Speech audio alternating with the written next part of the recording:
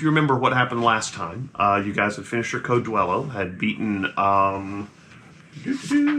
Lauren and her 2 twin bodyguards. That you had gone back to Gabriel Beaumont's place, woken up the next morning feeling marginally better. He had taken you to a community center it was an old church being renovated as a community center, where he had picked up a spearhead from the old reliquary under the church. Said a friend had given it to him. He brought it out to his Range Rover where you were sitting, had twisted it back onto basically a spear handle, a new spear handle he had made. Had said he was going to drop you back by your place, started the car. He had just begun to move when you heard a tink. And you watched basically the right half of his head explode, gray matter everywhere. Yeah. At which point, in a very disconcerting turn, he turned towards you and said, "I'll get better. Don't worry." And you're kind of like, because that's a kill shot. He should be dead. He should not be alive in any shape, form, or fashion. You should be mopping him up. Which is, I don't remember exactly where you guys were. I think you were still back at your respective domiciles. This was the next day. In the morning, I don't know if we got to everybody yet. Right. Are you doing something? I don't remember you doing something. Not that morning, because we had kind of cut back to Miranda. Not that morning, yeah, sure. Yeah. We had all gone and investigated the night before. Right, because Hera was missing and you had a nose ring from her. That was what was in your box. And we went and talked to the foster family. Right. Well, no, the foster family. Oh, yeah, the foster family was there. Yeah, that's right. But she had been spending the night with a friend. Right. And the friend's family and the friend and Hera were all missing.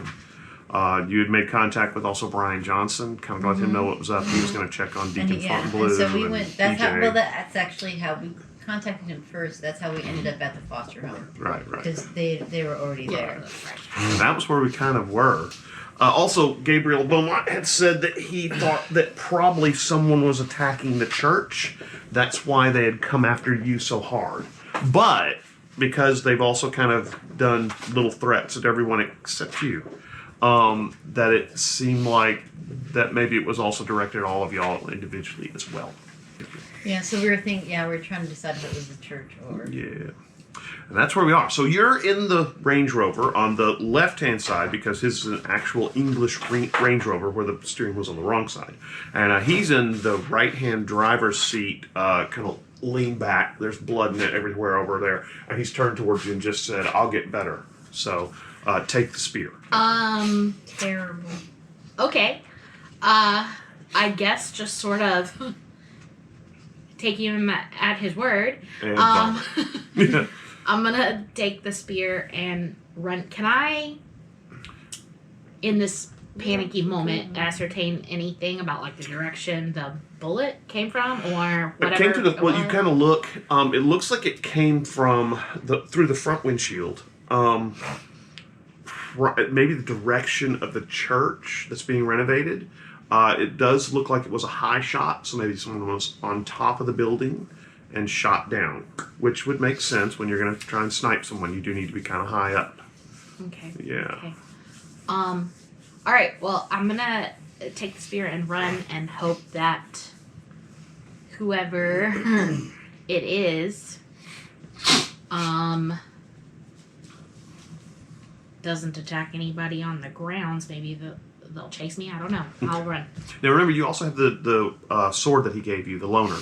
So you probably got that through your belt too. So all right, you grab the spear. Have a little bit of trouble getting out of the Range Rover actually, because it is pretty long. It's short as far as spears go, but it's about this long. You get it out of there, start heading towards the church. As you get to the door, you see Brendan, excuse me, the guy who was the foreman doing some of the renovations, come to the door, and he says, "I heard Go inside. I heard a strange noise. What was that?" And so you go inside, and he says, "What's going on?" Someone sniped Gabriel from the roof. "Oh my gosh, Gabriel's dead?" Not exactly. Well, I need to call 911. Okay, do that. Meanwhile, I'm going to close doors, look and see if there's any access to upper levels of the cathedral or the church or whatever. See how someone could have gotten onto the roof. when you're looking around the church, of course, it's got the big, long central area where you would see pews, but of course the pews are all pushed up against the wall. There's an area where the altar would be, and there's a couple doors. There's a door, underneath the altar where the reliquary was. There's also a door behind where the altar would have been. Now, the altar's been all removed. It's just kind of a flat wall. There's a door there. I'll just ask what his name was. Deacon? No. What was his name? Who? Brendan. Brendan. That's a good Irishman. I'll just ask him, like, is there roof access? Where does that door lead? He says, well, it leads back into the apartments where the priest would have lived, and also where maybe they would get ready for mass.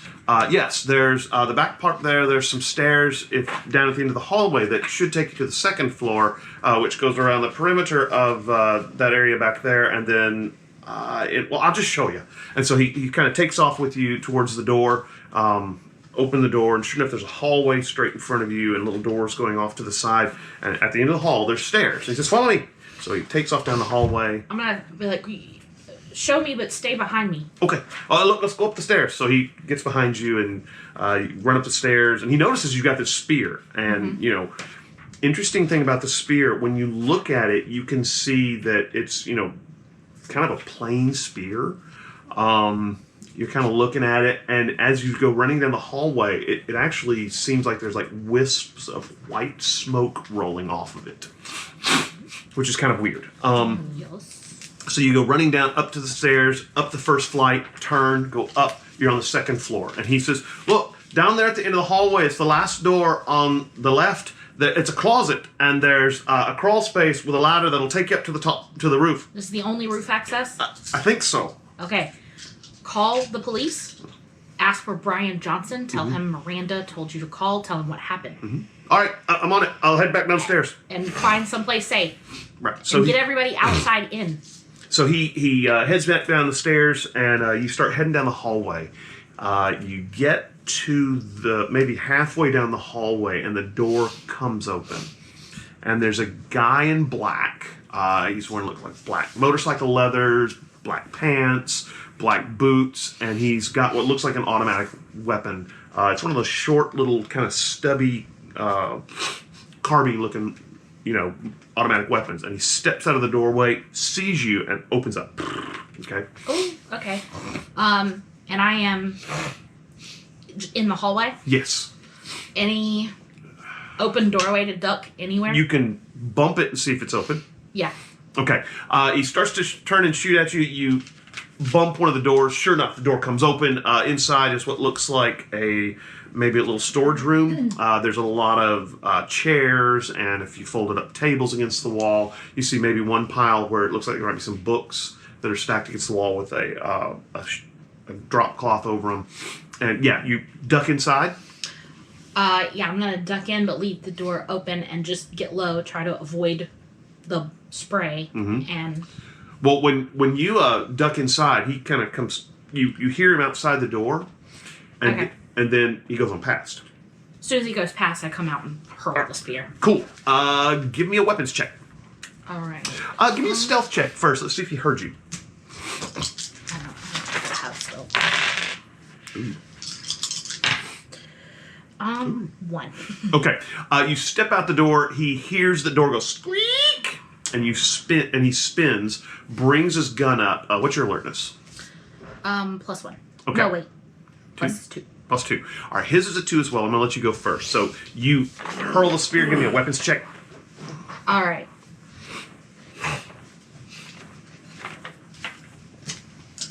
Was anyone else hoping that she would just deflect bullets with her 6 spear skills? Yeah, that'd be All nice. right. So that is a 4. Okay. Wow. Okay. So he tied you, but that still means you hit. Okay. All right. So the damage on the spear is it weapon 3 or 4? I can't remember what I told you. I can look it up photographs. I wrote it down somewhere. I can look at it real quick. Here we go. Weapon 3. Okay. So you hit him. It goes in through the motorcycle leathers, hits him pretty hard. and he kind of staggers back, and it definitely throws off his aim. So he's going to shoot at you. Let me see if I have a little bit. Well, he misses. All minuses. So the spear tags him in the chest, and he goes blah, and just kind of sprays the wall through the ceiling and stuff like that as he kind of staggers back. Okay. He takes the spear, drags it out of his chest, and looks like he's gonna try and run for the stairs. Rushing him with the sword. Okay, got the sword. Yeah. All right. He's gonna try and move quickly. Yeah. Give me an athletics check. I'm gonna copy this on something else. Okay. So that's a 2. Okay. He runs towards the stairs. You catch up with him right at the stairs, and you're gonna attack him. Yeah. Okay. Right across the. Give me a weapons check.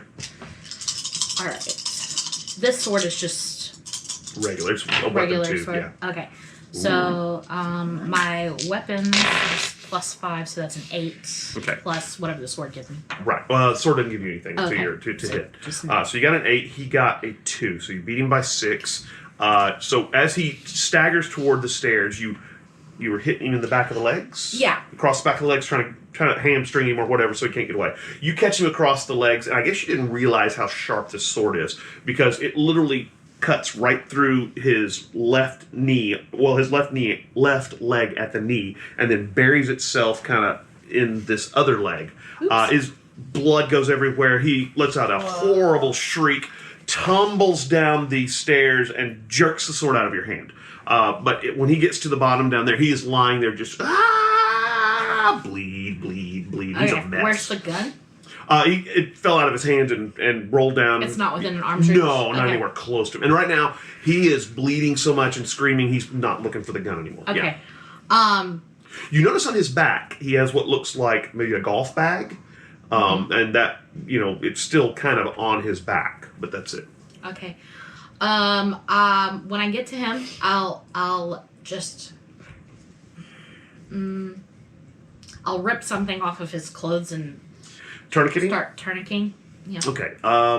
Do you have medicine or anything? I don't think I have anything like that. Let me see. Okay, so you have it at 0, then is what it's assumed at. Okay, so. I'm survival. Yeah. Let's do survival. It's reasonable. It's kind of first aid. 2.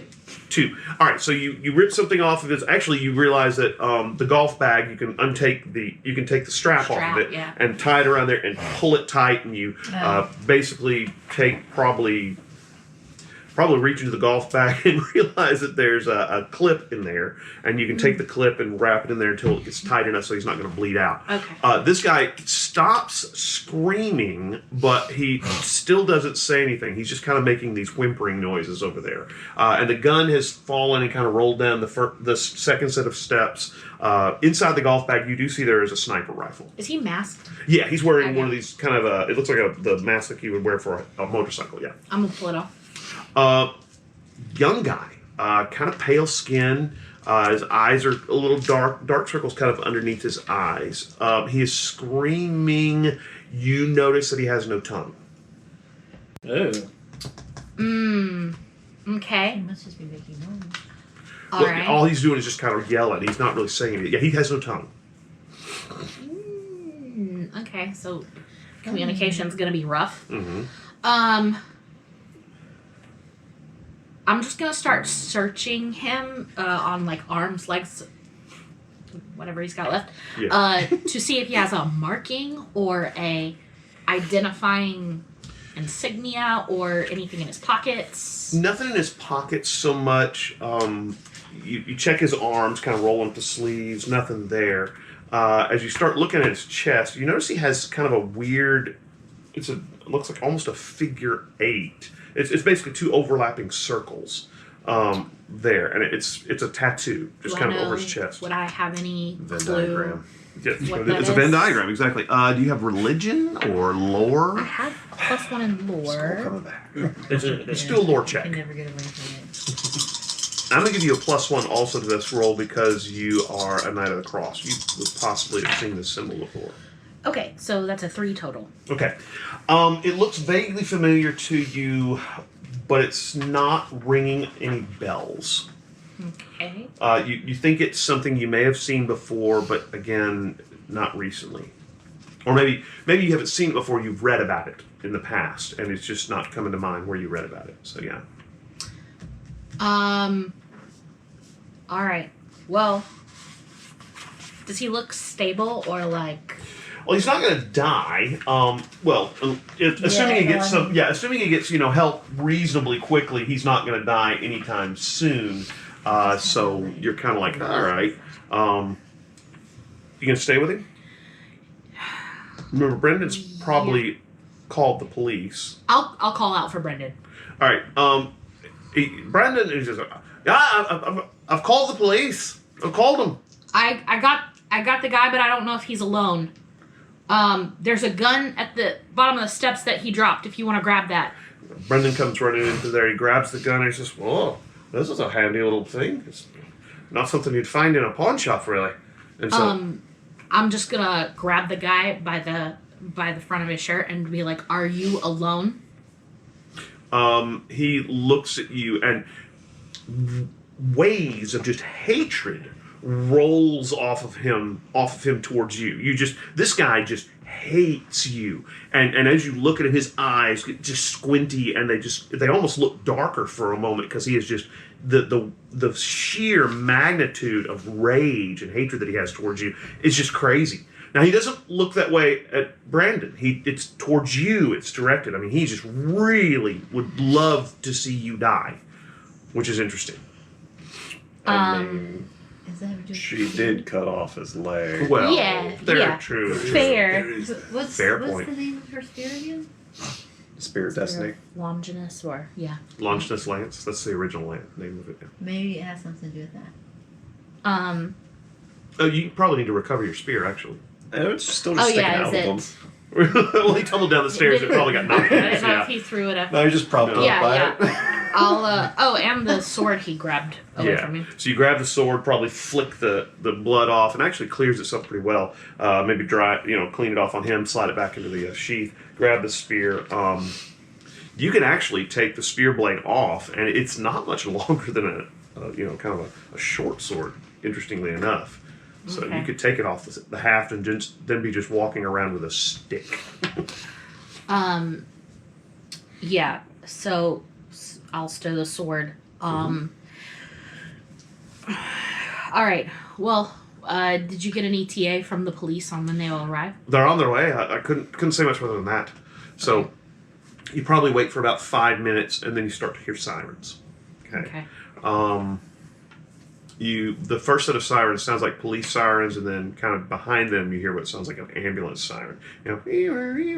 Yeah. And so a couple more minutes goes by, and the guy kind of struggles some, and then eventually he seems to just kind of really get limp. You think he's probably starting to really feel the effects of the blood loss, and policeman comes in, a couple EMTs behind him with a stretcher, and they come rolling up the hill or down the hallway. They grab this guy. The policeman, you don't recognize this guy. He comes up to you and he says, is this the shooter? Yes. The one who shot Gabriel Beaumont? Yes. Did you say that Gabriel Beaumont's out in his car out front? He was. Well, we didn't see a Gabriel Beaumont out there. Did you see a car with a bullet hole and blood, or No Range Rover? No Range Rovers out there. Okay.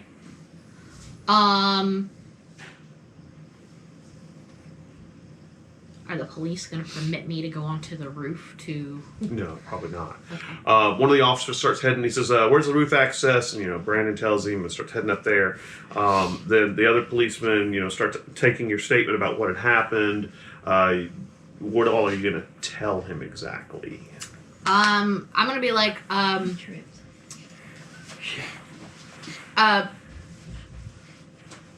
I'm just going to tell him your superior officer, Brian Johnson, knows me. If you call him, probably be better if we spoke with him. He says, "Okay, I'll send him a holler. Sure. Just a second." He kind of steps down the hallway, pulls out his radio, starts talking into it. The EMTs are working on this guy. They've got him up on a stretcher. They've immobilized his what's left of his leg. One of them kind of looks at you, sees the sword at your belt, looks at his leg. The guy's missing leg below I'm just the gonna knee. shrug and be like, he had an automatic weapon. And he kind of looks at you and kind of. Not often you see sword wounds in the city, so again, gunshots, yes. Sword wounds, not so much. And so they start trying to patch up the other leg so it's not bleeding out so much either. They do grab the missing leg below the kney and actually pack it in ice. At least it's a clean cut, so it it might is be a reattachable. very clean cut. They begin rolling him towards a policeman starts going with them towards the ambulance. A couple more minutes goes by, and the officer comes up to you and says, Captain Johnson says, you're okay, but he does need you to give me a statement about what happened, as best you can, were his exact words. Got you. I was here visiting the community center with Gabriel Beaumont. We got in the car. He was shot through the head. It seemed. Maybe this guy had someone working with him, and I ran inside. I was kind of in a panic, so maybe he wasn't as badly injured as I thought. But I ran in here, and this guy came down. Maybe he had someone with him. Maybe Gabriel was okay, and he wasn't hurt as badly as I thought. So maybe he fled. I don't know. But Okay. Well, let's go out and see where the Range Rover is that you said was out there. So he walks you outside.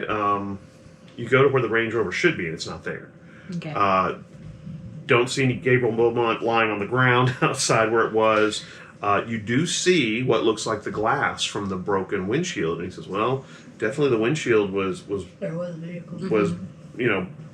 broken here. So Well, somebody hopefully- either moved the vehicle or maybe Gabriel moved the vehicle. Do you have his address and phone number so we can contact him? You do. I do, but I don't know if I am trying to out him.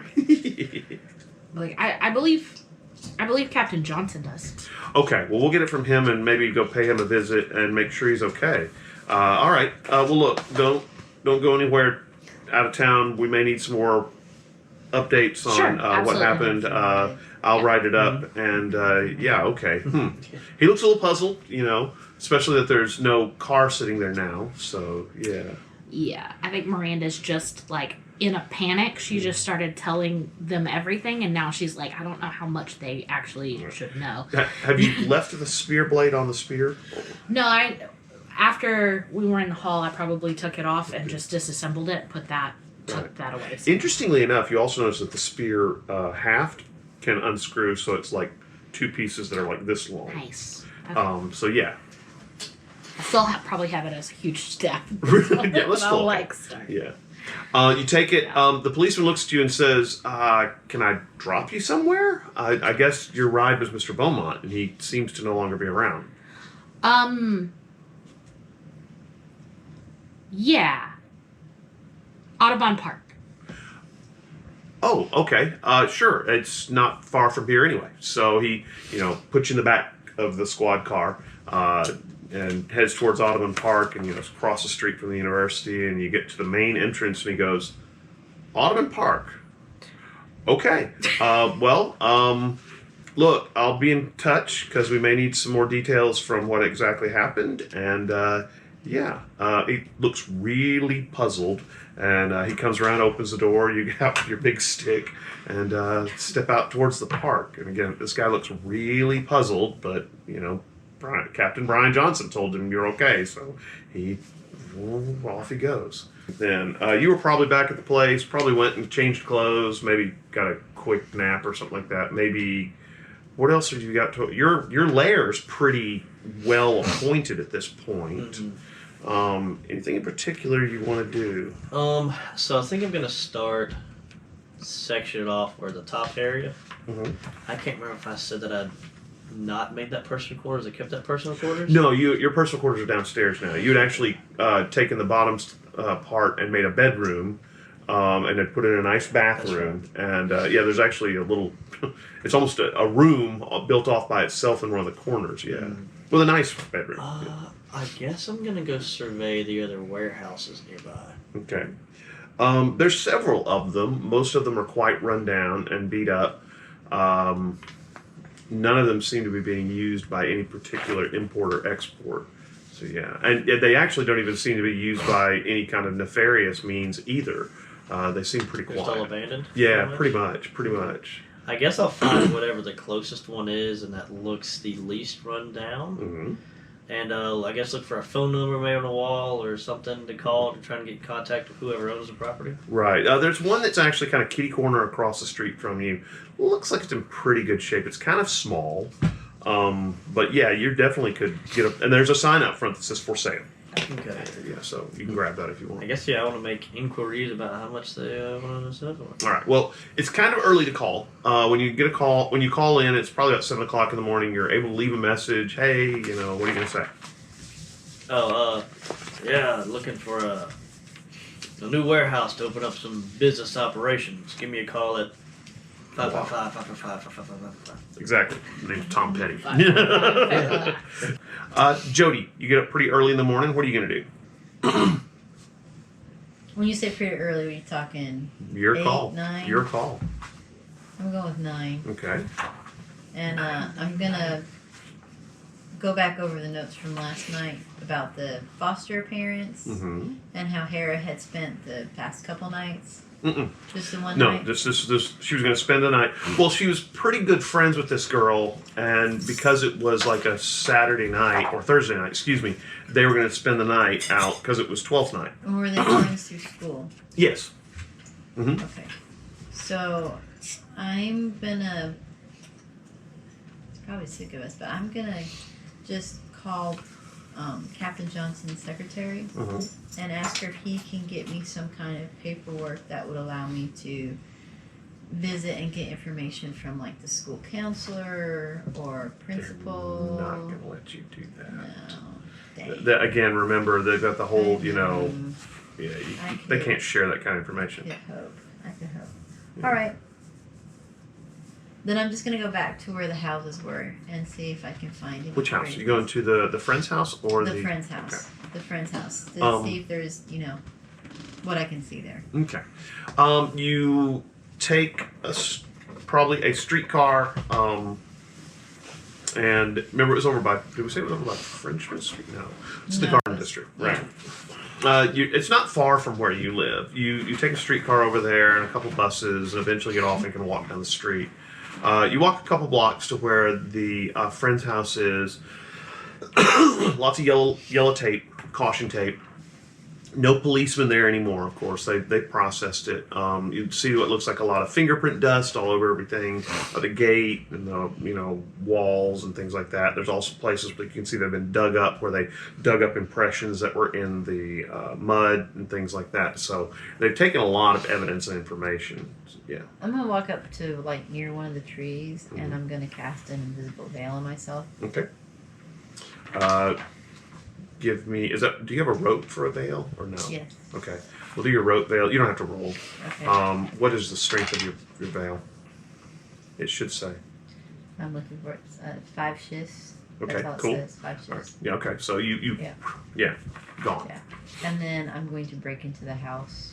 Okay. If it's not, I mean, I'm Well, sure no. it's locked and all that kind of Well, stuff. remember the front door had been kind of busted open, so there's no way to really lock it. But they Well, I had didn't know closed it, probably nailed it shut, and then put the caution tape across it. So you're gonna have to break the caution tape. Yeah, I will. Okay, so you break the caution tape. You can kick the door open pretty easily. It's not Okay. meant to be held really securely. Okay. All right. You go in? Mm-hmm. All right. The place is a mess. A lot of things have been turned over, broken, things like that. Also, remember the police have been through here, so there's all kinds of fingerprint dust everywhere. There's little plastic bags and things like that.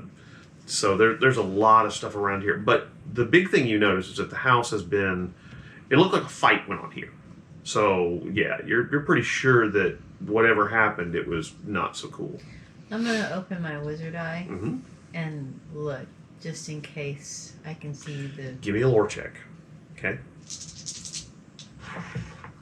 Remember, you'd looked before and hadn't seen any residual magic. Yeah, but there were all those people around and stuff, so I'm just seeing if I can concentrate more. 5. Okay. When you look around, you see that in general, this home was homey. Right. It seemed to be somewhat happy, but there's definitely a stain of darkness and fear that appeared recently. Okay. Probably last night is what you can tell. It's a little hard to tell, time frame on that. But now the house's, warm, homey attitude is kind of very much marred by this dark and fearful, atmosphere. Okay. So my next stop is going to be to. You gonna close your wizard's eye? Oh yeah, I watch out. forgot. Let me close my wizard eye. Is that Lord still? Discipline. Oh, What'd you get? a 3. Okay, that's what you needed. So you're able to close it. Just barely. The darkness and scariness that's there is really dark and scary. So, but you're able to, close your wizard's eye and move on. So now where are you going? I'm going to have a surprise visit with Sydney St. Clair. Okay, so you're going to the Devonays. All right, mansion. All right. Probably Darwin would be up next. Yes. Yeah. What are you going to do, Mr. Darwin? Were you going to call the bank then? I think Do you have the thing? I would actually try to Swing by. call The net 20 is a beholder.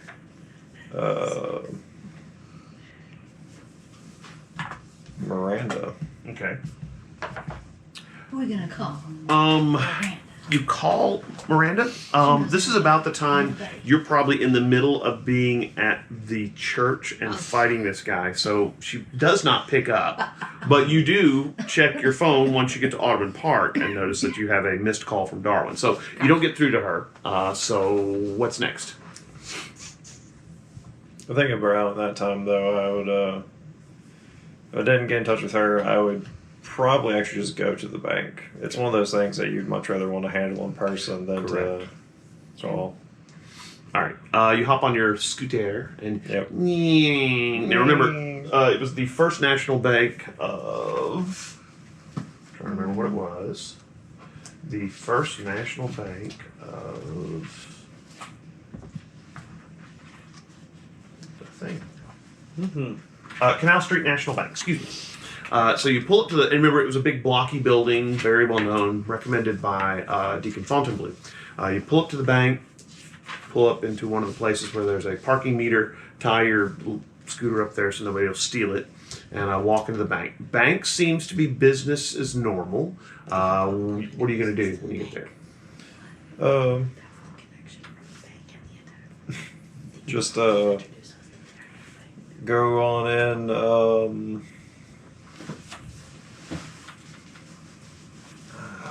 What's his name? Thomas Thibodeau? I believe so. This is the bank manager, Thomas Thibodeau. Yeah. Yes. Okay, Canal Bank. And I'll. How busy is the place right now? Not terribly. It's probably a Friday morning, or no, probably a Friday morning because I believe 12th night was on Thursday. It's a Friday morning. It's a little early. Probably there's a few people in there, but not a whole lot. In that case, I'll just go to one of the clerks whenever they're available and ask for Mr. Thomas. He says, you need to see Mr. Thibodeau. Let me see if he's busy. And so he gets up and heads back there, and in a couple minutes he comes back out and he says, Mr. Thibodeau wanted to know who is asking to meet with him. Darwin. We recently opened an account with an LLC through this bank. I had a couple of questions pertaining to that. Oh, so it's a business account. Gotcha. Yes. Well, would you like any coffee while you wait or anything like that? I love that. Okay. He says, sure, I'll get you some real quick. So he heads back out. He's gone for a few minutes. A young man comes in with a cup of coffee, and it's got, a couple packs of sugar and some creamer on there. He sets it down on the desk, and few more minutes goes by, and he comes back. That you first use talked all that. yes, right. All All the things. nonsense, right, goes into your black coffee. It's just nonsense. Anyway, so he comes back and he says, "Mr. Thibodeau says he'll see you. He's got a few minutes. Yeah, follow me." So you pick up your coffee, head there, go into Mr. Thibodeau's office. Really nice office. One side is a glassed window that looks out on Canal Street. You notice that the bank was kind of built up about 10 feet above, the ground level. Probably didn't have any flooding during Katrina because the Canal Street is one of the higher areas too. But he's sitting there in the office, blue carpet, this deep, rich blue, bookshelves all around the office, huge wooden desk. And as you come in, he steps up, he stands up, steps around the desk, extends his hand, and says, "Darwin, what can I do for you today?" Yeah. No, not too much. Did I happen to catch you at a bad time? No, absolutely not. Of course, what can I do for you? Oh, see, I just had a couple questions. Pertaining to the account that we had recently opened. Right, sure. Things are going well with it. I think I've been able to move things in an appropriate manner, which will keep us below the radar of interested parties. I hear you. Speaking of interested parties, I had a very interesting encounter at a party just last night. Okay. So I happened to be at this party, and there was a random exchange of gifts, here, there, this kind of stuff. And the gift that I got from some anonymous person, and I'll reach out and pull out these, and it was like, are apparently receipts and transaction reports from our account. He says, "What? Could I see those?" Absolutely. He takes them and he looks at them and he says, "Okay, well, these are screen printouts. They're not official accounts or documents from the bank." He says, "That's weird. Let me take a look at this." And he goes around, he sits behind the desk, and he's got his computer up, and he's looking at it and typing a little bit. And well, that's strange. In the upper corner of I can see which workstation this is from, but it's not a workstation from our bank. That's really strange. Because they're all numbered, and there's only about 12 workstations at the bank that can access financial records and stuff like that. I mean, our tellers don't really need that kind of access.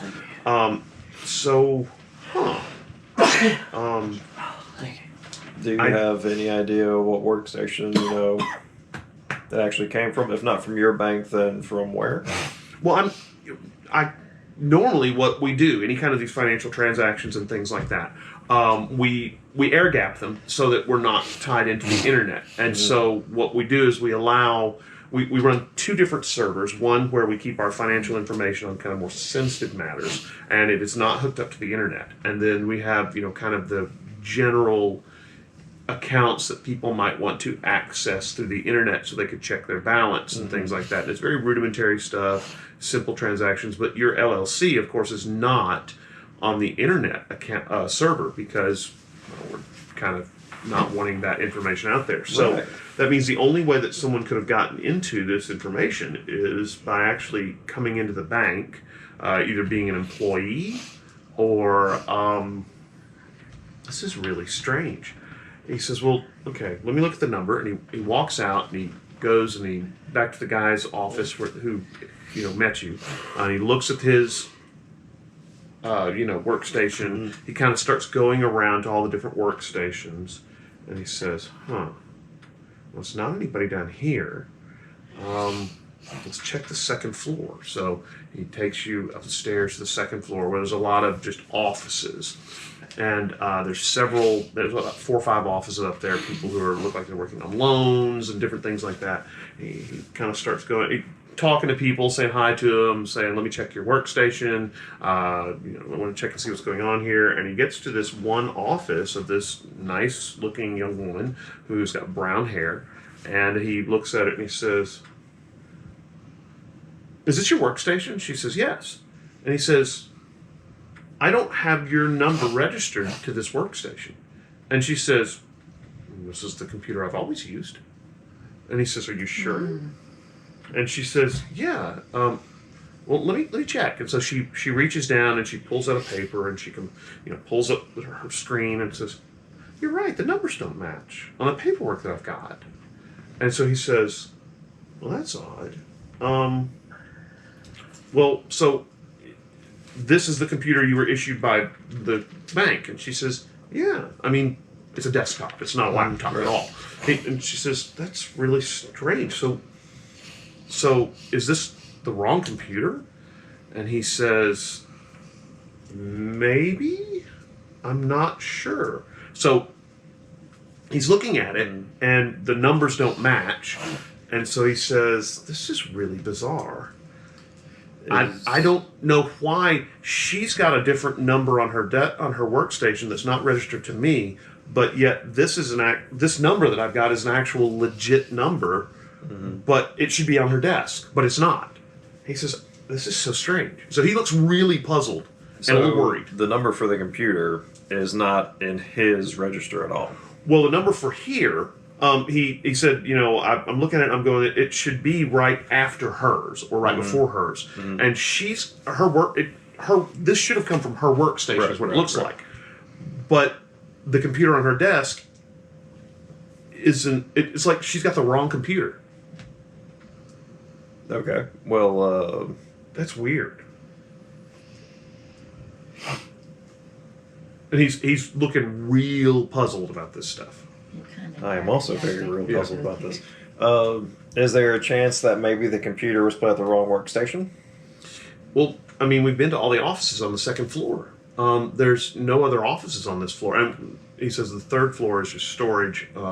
There's no offices up there at all. That's where we put old furniture and stuff like that. So yeah. So we've already looked at all the workstations. Right. For all the computers that can access this. Right. Well, except for the one that was on her desk that's missing. Is there a way that someone can use that same computer to say like this, look at the account and print out thing? Well, again, the only way to be able to do something like that would be you would have to be on site. Right. And I don't know where they would do something like that. I mean, I guess we could go check the third floor. Yeah, why don't we go do that real quick? Okay, sure. So he heads to this one little door. It's kind of a closet-looking door. Unlocks it, and there's a long stairway, kind of narrow, that leads up there. You go to the top of the stairs, open the door, and there's stacks and stacks of what looks like furniture with drop cloths over it and stuff like that. And he looks around and he says, this looks about normal, honestly. Strange. What is the dimensions of the standard floor? He says, oh, I don't know. I don't know. If you want to do a craftsmanship roll to see whether the walls look like they line up, you can do that. I'll happily do that. Yeah. That's definitely a craftsmanship roll. For a 6. Okay. It does not look like any of the walls are maybe hiding hidden rooms or anything like that. They seem to be matching up correctly. And this third floor is just a big open area. I mean, there's no walls in it pretty well. There's pillars. That's honestly what I was kind of like trying to figure out. There's these narrow wooden or narrow metal pillars that you see in like old department stores from like the 70s and 80s. So that's about it. Yeah. All right, and then a bunch of stuff's just like piled up everywhere. Yeah, just furniture and things. It's all got drop cloths over it, so that it won't get dust and things like that. Yeah, but stacks and stacks. Then, real quick, I'd like to just kind of go around. Is there a way to walk around like the walls? Oh yeah. Oh yeah. There's a few of the things that are stacked up against the wall, but for the most part, the walls are clear. Yeah, you can definitely traverse the walls. Just kind of going around. Am I finding any like outlets? Yes, actually. And interestingly enough, in one of the walls, there's an extension cord that's running into one of the drop cloths.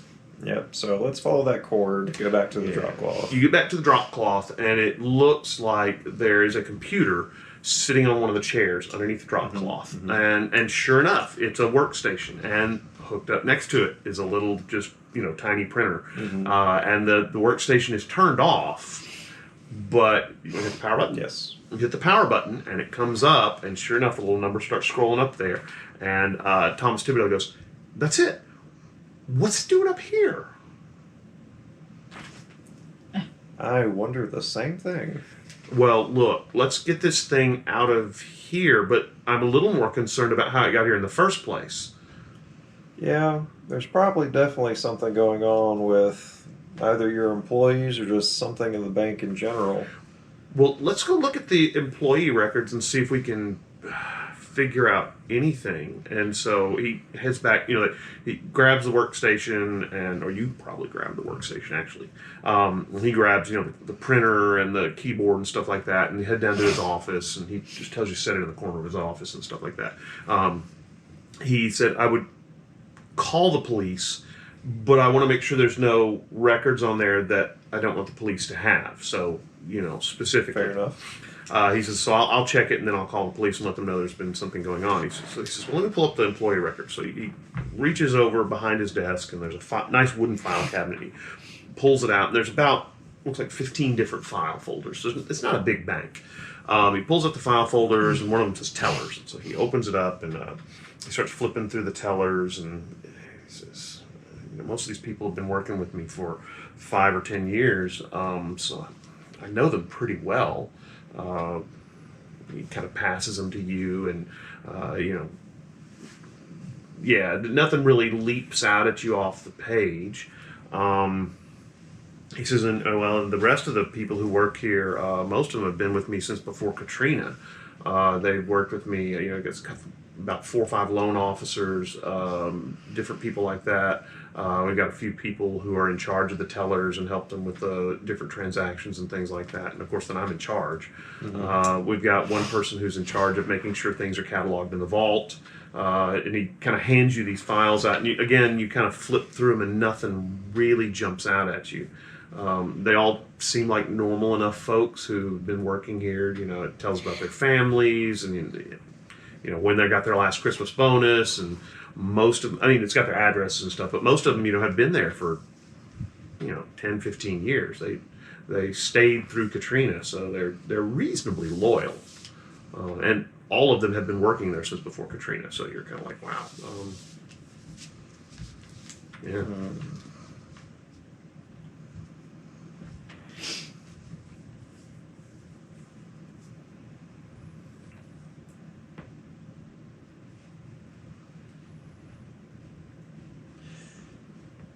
So nowhere in the file does it Mm-hmm. Does it mention any kind of connection with the Devnays? Well, they're a secret society anyway, so you wouldn't put that really on a job or a resume or something like that, So yeah, if you did, that would definitely people go Devnays. What's that? Yeah. So yeah, you don't see mentions of the Devnays or anything like that, right?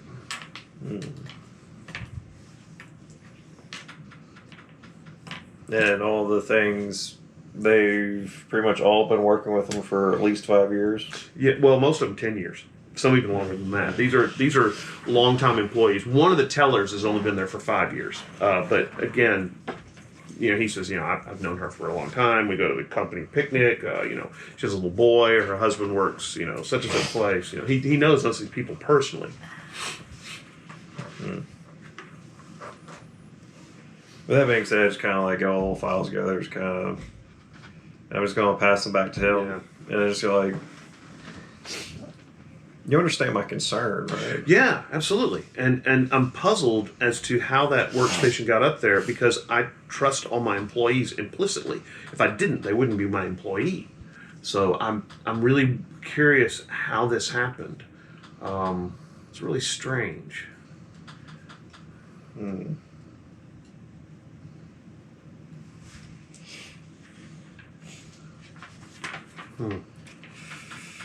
All right, so let's cut back to you. You've noticed that on your phone, now that you're in front of Audubon Park, that Darwin has called you. Okay. Now that everything's kind of calm, real quick, I want to look around. Is there anybody here, like, milling around? Yeah, lots of people. Okay. There's lots of people.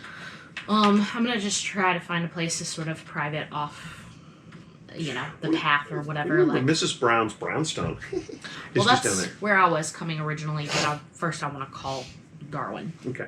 Yeah, there's a bench that's probably kind of off the beaten path. Yeah, you can call him. All right, I'll call him back. All right. You're in the middle of this meeting with Thomas Thibodeau, and your phone starts ringing. So look at it real quick. Yeah, it's Miranda. Please excuse me, Thomas. I would take this. If you find anything else about this, I would love to know. I will definitely let you know. I'm going to find out how this information got out. Trust you. me, I will figure it out. So he says, yeah, I will definitely be looking at it. But I need to leave. Yeah. It's okay. Well, I'll figure out how this information got leaked, and I will let you know how it was done, and we'll make sure it doesn't happen again. That's for sure. All right. I leave the room, and by the time I answer the phone, as I'm trying to leave, it was like, hello? Yep. It's Darwin. Hey, I'm sorry, I missed a call from you. Oh, no, it's fine, it's fine. I just want to make sure you're doing all right. Well, no. Where are you right now? I'm leaving the Canal Bank. Okay, please be very careful. I think someone just attempted to kill me. Someone attempted to kill me. And almost, or Gabriel Beaumont, or both of us, I'm not sure. There was a shooter, and so please be careful. I'm going to the Brownstone. I'm going to go see Bung. If you want to meet me there. Yeah, or, I'll meet you there. Okay. I'm gonna contact everyone else, but after what happened last night and this now, I'm not exactly sure what's going on, but I have more information that I'll tell everybody when we're all together. But just be careful traversing across town. Are you okay to get there yourself? I'm basically already here. I'm at the Audubon okay. Park, but yeah, it's a lot going on. It seems like it. But yeah, I'm gonna send a call out to everybody and see where everyone's at, and Okay, yeah, I'll head there. I'll be there shortly. Okay. Okay. So you hop on your scooter. Me. You're at the library, and you've finished leafing through the important bits on Business for Dummies. It's pretty enlightening. You definitely think you have some ideas about, if you're trying to set up a business, what you're going to need to do. It talks a little bit about, incorporation and, employees and kind of ratios between what your salary should be compared to sales and so stuff. It's a little sleepy stuff, but it's not bad. It does give you some good information. Now I'm going to sit upright and go, shit, really loudly in the library and look around like, my bad. And I'm going to... Nobody says a word to you. You're a big guy. Crap, that guy just said shit. We're okay. Well, I'm someone gonna, smaller. I'm going to run the book up to the counter, flip open my phone, and call the bank. Okay. All right. All right. You call the bank, and some nice little receptionist answers and says, "Hello, First Canal Street National Bank. Yeah, I need to ask him information about my account. Can I get your name, please? Volt Kruger. Volt Kruger, Mr. Kruger. Okay, just a second. Mr. Kruger, I'm going to put you through to Mr. Thibodeau. He said he wanted to speak to anyone who called about this particular account. So No. I'll put you through. Quiet. You go, dun, dun, dun, dun, dun, dun, dun, dun, dun. You're on hold. Dun, dun. And then, hello, this is Mr. Thibodeau. Is this Volt Kruger? Yeah, I just- weird stuff. Yeah, well, I just spoke to your associate, Mr. Darwin. Good. We had realized that there had been a breach of the security of the bank, and some of your information had been allowed to be compromised. We figured out how it was being done. Someone had basically moved one of the workstations upstairs to a vacant area in the third floor. We've got the workstation. We're going to look at it, make sure there aren't any clues about who did this. And once I've made sure that all your personal data is not going to be compromised, I'm going to contact the police, and we're going to find out how this happened. Yeah, let me know when you find out who it was. Okay. I would love to know the details of the investigation. He says, I'll tell you as much as I can. That's for sure. I'll be sure to be in touch with you though when we find out exactly who it was for sure. Great. But it will not continue. I can promise you that. We've plugged this leak. All right. Well, yeah, definitely have quality service. I appreciate it. Yes, absolutely, sure. So it's about noon. What are you gonna do? And then I'm going to call up. Blah blah blah blah blah. You know. Jean Marie Robert. Oh, right. Her sister. Della's sister, yes. Okay. Another receptionist, this time young man's voice. Hello, this is Robert LLC. Is there anything who can put you through to? Yeah, this is a Volt. I'm a friend of your boss. Let me know when she's free. Well, let me see if she's available. Just a second. Stuff we could just talk over the phone. Put you on hold. Dun, dun, dun, dun, dun, Wow, it's everywhere. Dun, dun, dun. Everybody gets the same hold number. Very popular. Must be royalty free. That's right, probably. So anyway, a few minutes goes by and Super crackle. phone comes back up. And, hello, Mr. Kruger. Miss Robert is busy at the moment, but she says that if you're available, she would love to meet you for dinner. Oh crap. Alright, yeah, sure. She says she'll meet at Tipitina's if you'd be willing, Alright. which is a swanky place and has been there for like 110 years. So that's a nice restaurant. Yeah. Is there anything I should know about Tipitina's? I'm not local. Don't wear shorts. Tank tops are not allowed. Other than that, food's really good. And Miss Robert says it's on her, so. Okay, so capris. Wife beater. Yeah. 3/4 length baseball tee. Right. Alright, what time should I be there? She says 5:30. Alright, We'll have an early dinner. I'll see you there. All right. And line goes dead. Okay. Alright, then I guess I'm gonna go, I use the same threads I used at, the party. Oh, okay. Gotcha. Or So, that too fancy? no, it's fine. You can dress like that. What did you wear to the party? I don't remember. It was like It was black. gold suit with like black trim, or black suit with gold trim. That would probably be a little Yeah, overdressed that for might be the nice. yeah. I mean, you could wear like a white shirt, your leather jacket, and jeans. I'll wear I'll get like a black pinstripe He is vest a with a dragon. black long sleeve Oh, for sure. button up with a red bow tie, No, you gotta have some gold. white bow tie, gold bow tie. Right. There You you probably have go. that in your Bow tie. closet, so I yeah. mean, I'll get some diamond like studs Mhm. or whatever just in the You ear. got diamonds, that's for sure. Yeah, then get some big thick shades that kind of go all over, or not go all over but cover. Very that they cover your eyes very much like how oh man, what's his name in Mitch Hedberg. Dreams? The Sandman. What's the The Corinthian. the Corinthian? Yeah. Shades very thick like that where you can't So that really covered see most or of it. whatever. The Corinthian, And right. then I'll have like some kind of pinstripe black pants, and Okay, gotcha. that'll be the duds. All right. Now, it's probably about 5.5 hours before you're going to go meet her. So, Okay. yeah. So I'll pick all that up and just chill out Okay, for the cool. rest of the day, I guess. Around 1 o'clock, you roll over. There's a pot of coffee sitting on your bedside table with a cup. It's steaming hot. What are you going to do? Guess I just get dressed, get ready, and I need to go talk to Lou Yeah. about all the stuff that happened. All right. You get dressed, get some coffee. You head downstairs, probably have some breakfast. Mrs. Brown has waffles and bacon, and so you've just gotten down there, and you're getting ready to head for the door, and you notice that you picked up a shadow, Swift. So he's right behind you. He's got his typical. It looks like a kind of a jacket on, jeans, and then his long golf bag that goes over his shoulder. And he says, "Going to see Lou?" Yep. All right, let's go. All right. And so he's right behind you as you head out the door. You notice he's probably been watching for you to leave and stuff like that.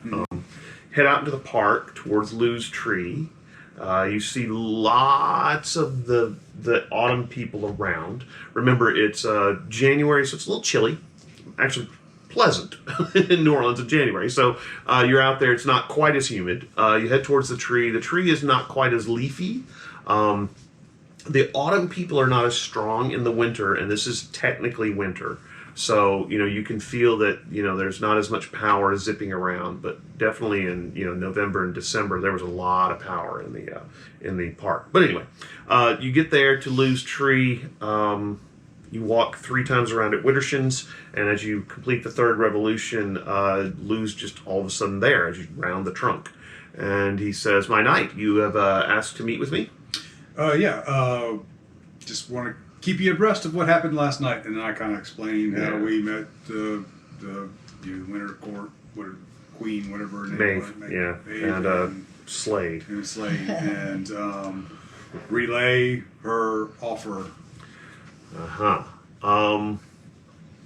While her offer is tempting, most of my people in the autumn court, or the autumn people, we left or didn't align with the winter court for a reason. The winter court tends to be angry and cruel, and most of us just are not interested in that. On the same side, the summer court would use our talents for their own ends, and we really want to be our own people. So I will have to think of a tactful way to let the winter ladies know that we are not going to accept their offer. That will take a bit of doing, because we certainly don't want. Well, we wouldn't survive a battle with winter, a war with winter. We would die. The same way we would not survive a war with summer. So I'll have to figure out how I can do that. He looks a little puzzled, but don't worry about that. I'll come up with a way to do it. Do realize that you will probably be the one delivering the message, though. So. Yes. That's why I made you my knight. Okay. And he says, "Well, all right, I will start thinking about that. Probably a very nice gift would be the first thing that's in order. I will have to talk to the dwarves and maybe some of the pixies." Okay. He walks towards the tree and then into the tree, and he's gone. So, yeah. Okay. All right. Then Swift chuckles. He's like, "Oh, boy. This will be fun." this is gonna be So, Couples cooking class. Make clay pots. Ooh, that's right. Pull a Kevin Bacon. Yeah. all right. So I guess I mosey on back to the house. The brownstone? You're good. I'm gonna go practice. Gonna go try to work out because I'm probably putting on a few pounds with all the good cooking. Yeah, And, that's probably not a bad idea. yeah. There's a workout room in the. Amazingly enough, there's a workout room with probably a Nordic track or something. I don't know, whatever workout equipment you're looking for is probably there. Got to keep the autumn knight in shape, that's for sure. So- We're trying to learn how to use this spear that I have. Right. Well, actually, you're getting better with it. Remember, you have had a chance since Thanksgiving when you accepted the mantle. You have had a chance to train some. Lou's been training you with some of the Fey Knights or the She, and so you've gotten some pretty good practice. So you go in, you practice, run through with your trumpet work, your trombone work, excuse me, and then you're able to get a workout, and then Swift spars with you a bit. He's not very good with a spear, but he's pretty good with a sword, and so he works through some moves and stuff like that with you. That's probably going to take 2 or 3 hours, actually, so that'll put us around probably 4 o'clock for you, so we'll jump back to Della. Alright, so I went over to Sydney St. Clair's place. Right. I'm headed that direction. You go to the Devaney Mansion, and remember, it's only been a day, so everything's locked up. The front gates are locked up. You notice that a lot of stuff is being cleaned up from the party. The little lights are being taken down. A lot of the decorations are being removed, and instead Mardi Gras decorations are being put up. Does it look like servants are doing this, or does it look like a company's doing this? It looks like a company is doing this, yeah. There is a big van parked out front, and it says... What are the people wearing that are doing all this? They're wearing, t-shirts, jeans. Just regular clothing? Yeah, just regular clothing. They folded up the chairs. Looks like they're taking most of the tablecloths and they're going to wash them. Maybe the same company that set up the party. And so now they're tearing stuff down. They open the gate, bringing stuff out. Again, putting up other decorations and stuff like that. You don't see any of the Devaneys, though. I'm going to cast an aura again. A what? I'm going to cast the invisibility aura. Oh, okay, Veil. your veil. Veil, Yeah, your sorry. veil. my Okay. veil. You're gonna try and slip inside. Yeah. Okay. Next time the gate opens and they're carrying out one of these folding tables, you slide through the gate pretty easily because they have to leave it open for a while. Where are you gonna head? I'm gonna try doors. The front door's open. It's unlocked. Okay. Then I'm just Big gonna glass door, beautiful, ornate mahogany, crystal and lead. It's really, really pretty. You remember it from last night. Yeah. I'm just gonna wander, snooping, kind of see if I can see Sydney St. Clair or anybody. You just go inside. Yeah. Okay. Interesting. Fortunately, nobody seems to notice the door open and close on its own. Right. They seem to be pretty busy. You walk into the foyer where the stairs were that you remember from last night, or the sitting room. You kind of wander through there. Interestingly enough, you see a picture of a bunk on the mantle with all the pictures of the Devaney, so it's kind of intriguing, kind of I funny. have questions for both. Yeah, and then there's also this beautiful little snow globe that looks like it's got a picture of Lou's tree, and actually you see the autumn night, and it looks like Swift in the little snow globe, and there's like little brownies and pixies and dwarves and stuff like that around them, and the snow is swirling. The funny thing about it is nobody's shaking up the snow globe, and the snow continues swirling, which is kind of a neat trick. Fairy magic. Yeah, you just kind of look at it and it's just swirling. Anyway, you walk around through there. I assume I'm tempted to take that, but I'm not going to. you're looking at any of the books or anything like that. No, I'm mainly just kind of looking around to see if I can find any, I guess, evidence of, the stuff that went on last night, these specific gifts or whatnot. If there's, if I can get to any kind of other rooms in the house that I couldn't get into before. No, there's the kind of the sitting room. There's a library. There's a kitchen back there. I mean, The don't kitchen. they have any private rooms, like their bedrooms and such? Well, they would probably be upstairs. Okay. And remember, this is the Devaney mansion. They may not necessarily live here. This is where they meet. So you head upstairs? Yeah. Okay. There's lots of doors, maybe about 9 or so doors along this landing. And then, of course, there's also a balcony that actually goes out that overlooks the grounds. You want to try any of these doors? Do I see any cameras? Not particularly. Okay. This is a mansion of wizards. Cameras aren't going to be much I know, good. I'm just being careful. Yeah, I understand. And do I hear anything behind any the doors? Give me an investigation roll.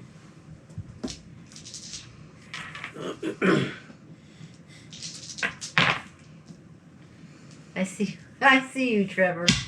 3. No, you don't hear anything behind the doors, but all of them upstairs seem to be locked. Now, that may be just because they don't want the public going up there. I mean, they may not have completely unlocked the doors from, the party last night. Or it may be those are personal quarters. You don't know. You're not really sure. So a future thaumaturgy project is maybe enchanting like a auditory enhancing cup. Just put that A glass mug right against that door. Well, she can do a listening system thaumaturgy thing. She just needs a piece. I was actually sitting here going, I need to make some thieves' tools or to get into the locks. Well, So you're gonna I'm need be you're doing gonna need the thaumaturgy ability to with actually anything. use it. So but you could do it with a spell probably. Those Now- are you not just open. So you just need like a knock. Spell. Yeah. Lock Well, spell. You could probably do that. You just have to overcome the lock. Make me Okay. so mad. Are you trying to break it or are you trying to pick it? Is the I'm trying to question. pick Pick it. I'm Remember, trying to your pick your it. magic is you You have have pretty that good spell? control. Yeah, no. You want to do a spell? Yeah, that's my Which door are you trying? Just the one nearest I'm the gonna go balcony, to or the- what? nearest and work my way around. But I'm gonna Okay. check around before I. Okay, you're not going to be able to open all of them because remember, every time you cast a spell, it does a stress. Oh. Okay, so you're just not going to be able to do that. You're going to be too worn out. Now you could do several of them, or you could try and do them all at once. All the But that's doors going to take fly some open. power. Thaumaturgy just. Well, Zippity thaumaturgy zoo, will be look what I can do. evocation. It'll be evocation. But all I can think is, yeah, and if I mess it up, how I have 9 doors that are gonna do what all at the same time.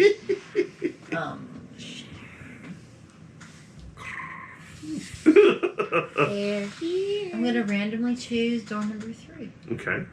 Make your evocation roll, please. A new car! That's right. It's a jet ski. I got a +1. I got a rock. What is evocation? All right, so you're doing an evocation spell. You're trying to open the door. What does it come from? Hold on. Okay, so the door is blocking you with a strength 5 block. So you got to have at least 6 power to open the door. I'm Okay. looking for evocation. Okay. Evocation's not No, a it's- spell, Jody. Okay. Okay. Sorry. So you need at least 6 power. So what is your I got a control? +1. No. What is your control? Or is it control? Conviction. Conviction. I'm sorry. What is your conviction? My conviction is a 4. What that means is that you don't roll. That means that you have a 4, so you're gonna need 2 more levels. So that means it's gonna do 3 stress to you. So it's gonna do your Okay. stress 3 bubble. Okay, now roll your discipline. You need to get at least a 6. Okay, your discipline is what? No, correct. No, your 5. discipline is what? 5. Okay. That's I'm 7. not supposed to roll. Okay, you're good. 7. All right, so you're fine. Nice. So it's pretty tiring. This lock is maybe it's because it's old, maybe it's not oiled very well, but whatever the case, it's really hard to get it open. But you kind of put your hand on the lock and you can kind of feel yourself moving the tumblers and stuff like that, and it pops. Okay, and the door opens. Okay, behind there is what looks like a relatively nice bedroom. It's got a big bed. Looks like it's about maybe a queen-size bed. There's a dresser beside it. It looks like a woman's room. You're not exactly sure. It's done up in kind of greens and browns. You can see on the dresser there's some jewelry. Looks like a jewelry box. There's a wardrobe over to one side. There's not a closet. Does it look kind of generic, like it's there for any woman who would be No. stopping This looks by? like some. In fact, on the dresser you can see that there's a brush. There's again some earrings, some rings, different things like that. It looks like someone that actually lives in this room. A picture of bunk. Yeah, picture of bunk. That's right. Another picture of bunk. Wow, really good. Blankets around. That's what we've heard. All right. Can't put it. I'm not. Mhm. How many? It takes hours to cast a thaumaturge spell, doesn't it? Well, no, it takes minutes. Minutes. Yeah. Alright. So I'm gonna go to the dresser. Mm-hmm. Does it have knobs or is it a handle? No, there's knobs. Yeah. I'm gonna take a knob off. Okay, and do what? I'm gonna try and cast a thaumaturge spell so I can turn it into a listening device. Okay. Remember, the way your listening devices work is you I just have need a two piece pieces. of something here, Right. and then you take it back to your house and do the thaumaturgy spell. So you don't do the spell here. You just need some kind of But I don't have to come back. no. Okay. You just that's need all some I'm kind trying of to physical make sure thing to I do. link it to it. Yeah. So you could do that with a pocket knife. You could take nick a piece of All right. or you so can that's take what one I'll of do. the I'll pieces. just like go into the drawer and like get a You get a could- piece of wood off. Well, you could even take one of the pieces of jewelry, and then whoever wears that piece of jewelry, you could listen in on too. Well, of course, then they wouldn't be wearing it because you've got the jewelry with you, so it doesn't matter yet. I'll just take a piece of the dresser, like okay. maybe off the back, just Okay. You reach around behind the dresser, maybe break a little piece of something off, cut it off with a pocket knife, put it in your pocket. I assume you're still veiled, right? Yes. Okay. So you're heading out now. Now you're a little bit tired. Remember, okay? I am tired. Okay. Yeah. Heading back I'm to. quietly closing the door. Okay. Now you're not going to be able to lock it again. I know. Okay. You're heading down the stairs. Head out the front door. Door opens and closes again. But I'm like paying attention. I'm not Right. just like Yeah, I know. You're being. I'm trying to- free. Oh, stealthy. That's a stealth roll. Okay. Be sneaky. I probably have no stealth. Probably not. You're not very sneaky. Remember, you are invisible. Ah, I got a -1. You get down to the gate, and you're waiting for it to open, and one of the guys who's cleaning up kind of looks at you, and he kind of squints. He turns his head sideways, and he turns around at the guy beside him and says, "Did you see that?" And the guy goes, "What? What are you talking about?" He says, "By the gate. Do you see something there?" He's looking at you. So if I do a spell, Does that take my veil away? Not necessarily. No. Okay. So I'm going to do a whirlwind move. You're just gonna knock these An poor air guys thing down. yeah. Okay. And it's a rote spell, right? I like it. Yeah. All right. So you're there. Yeah, and the one guy thinks wham! he's nuts All right. anyway, right? You do the whirlwind, and these guys get blown apart, right? Okay. Several of the other, the tablecloths go flying off around the room. The little folding Blown tables get apart. blown over. One of the planners gets knocked over. A couple of the other people like that. What are you going to do now that you've done this? I'm looking for. You can go over the wall. Yeah. Okay. Well, not over the wall. Is there a door open or anything else? It's not open. I mean, Well, you can go out the but gate it can if you make want. it look like it flew open when I'm doing all the. Well, you can whirlwind open the thing. gate, yeah. Yeah, so Okay, I'm so gonna you do- open the gate, head out, and you're out on the street now. The guys go, wow, that was weird. And so that's crazy, we don't get whirlwinds like that. The guy inside that you think may have kind of seen you is looking at the gate like he's trying to figure out what it was that he saw. You're thinking that maybe your veil wasn't quite good enough to fool him. And he's like, I don't know what it is. Oh, let's get this mess cleaned up. The Devanese are going to get upset because we broke that planter, blah, blah, blah. And so, they're just kind of cleaning stuff up. And Now you got them in trouble? I don't care. Enemies are- They're working for down, evil use people. violence. No, I'm just kidding. They don't know that. Maybe they do. now where are you headed, Joe? I'm Della? hungry because it's morning Yeah, and that's I just true. did this spell and Mhm. stuff. So Yeah. I'm gonna stop somewhere and. All right. And are you Good headed food. back to your house to set up the thaumaturgy spell? Yeah, I'm just trying to think of where I would stop to eat. There's lots of places on the way. It's New Orleans. It doesn't matter. It's all good. I'll just stop at a Mickey D's. It What? does matter. It does matter. It does matter. It does matter. As you go into Mackie D's, it's terrible. A comet falls out of the sky, smashes it, and you flat. Okay, so you're gonna need I'm kidding. No, I wouldn't. Why can't I not go to Mickey D's? I'm confused. It's New Orleans. Wrong. There's so many good places to eat. You go to McDonald's. That's like going to Barcelona and eating at Burger King. You know, Oh wait, I know let's- some people who let's did that. Never back mind. up. Let's Some of the kids back we up took for a with us. Let's back up for a minute. The people who live in New Orleans Yes. This is true. Only eat go to Cafe McDonald's. Maspero. Only eat is Cafe Maspero. Yeah, that's right. All right, so you go by McDonald's, pick I'm up a big. saying valid point. There would Yeah. be so many McDonald's. No, you know where they go? You know where they go? People eat at McDonald's. They don't go to McDonald's. They go to Popeyes. Popeyes. That's true. They go to Not for Popeyes. breakfast. Ooh. They didn't have breakfast. This is then. not breakfast time. It's noon, sweetie. Fine. Do you want breakfast? I mean, I mean, I love Yes, breakfast. shame her Yeah. into not role playing eating at McDonald's. all right, so We're McDonald's is losing swing our by- McDonald's yeah. sponsorship All option right, that's now. right. Oh, that's right. We had done such a good job with it before. I'm sorry, McDonald's. Sorry. She was just trying to Yeah. secure So, our all right, so sponsorship. you're going to I know, McDonald's and you pick up an yeah. egg McMuffin and head back to your place. I might Sorry. have had to get a Big Mac because I don't think they did the Egg McMuffin 24 hours at this point in time. Maybe. no, That came no. on You there. gotta be So I at gotta get a McDonald's. Big Mac. You get a know Big what- Mac, You know what okay. always has breakfast? Sonic. That's But true. now they Sonic do is not have that big in 24 New hour. Orleans. Mm. I've never. Has anyone here been to Sonic in New Orleans? I'm not sure I ever have, No. honestly. Normally, when I go to New Where's Orleans, I Sonic? eat Cafe Maspero. Dumont. Yeah, Cafe Dumont. Yeah. You know. Anyway, the real places. Tourist. And? Yes, yes. I'm not a tourist. For many years, I've been a tourist. Many, many years. Haven't moved there yet, right? Yeah, exactly. Alrighty, so you pick up a Big Mac, some fries, All I'm probably gonna a say is Coke, Gator's gonna hate. and head back to your place to set up the thaumaturgy spell. Alright. Alright, you've gotten to the park. You're heading towards Mrs. Brown's brownstone, and as you get there, you notice that Bunk and Swift are coming back from the park and are heading back Oh, upstairs. okay. I'll flag them down if I see them before they. You see Miranda. When she came back. Hey, can we talk? Of course. Okay. Hold on, and I pull out my phone. I'll send 2 text messages. He's like, "Are we gonna text while standing in front of Wait, Do we're we not walk talking. We're away? texting or talking? I don't understand. I'll just shoot out a text.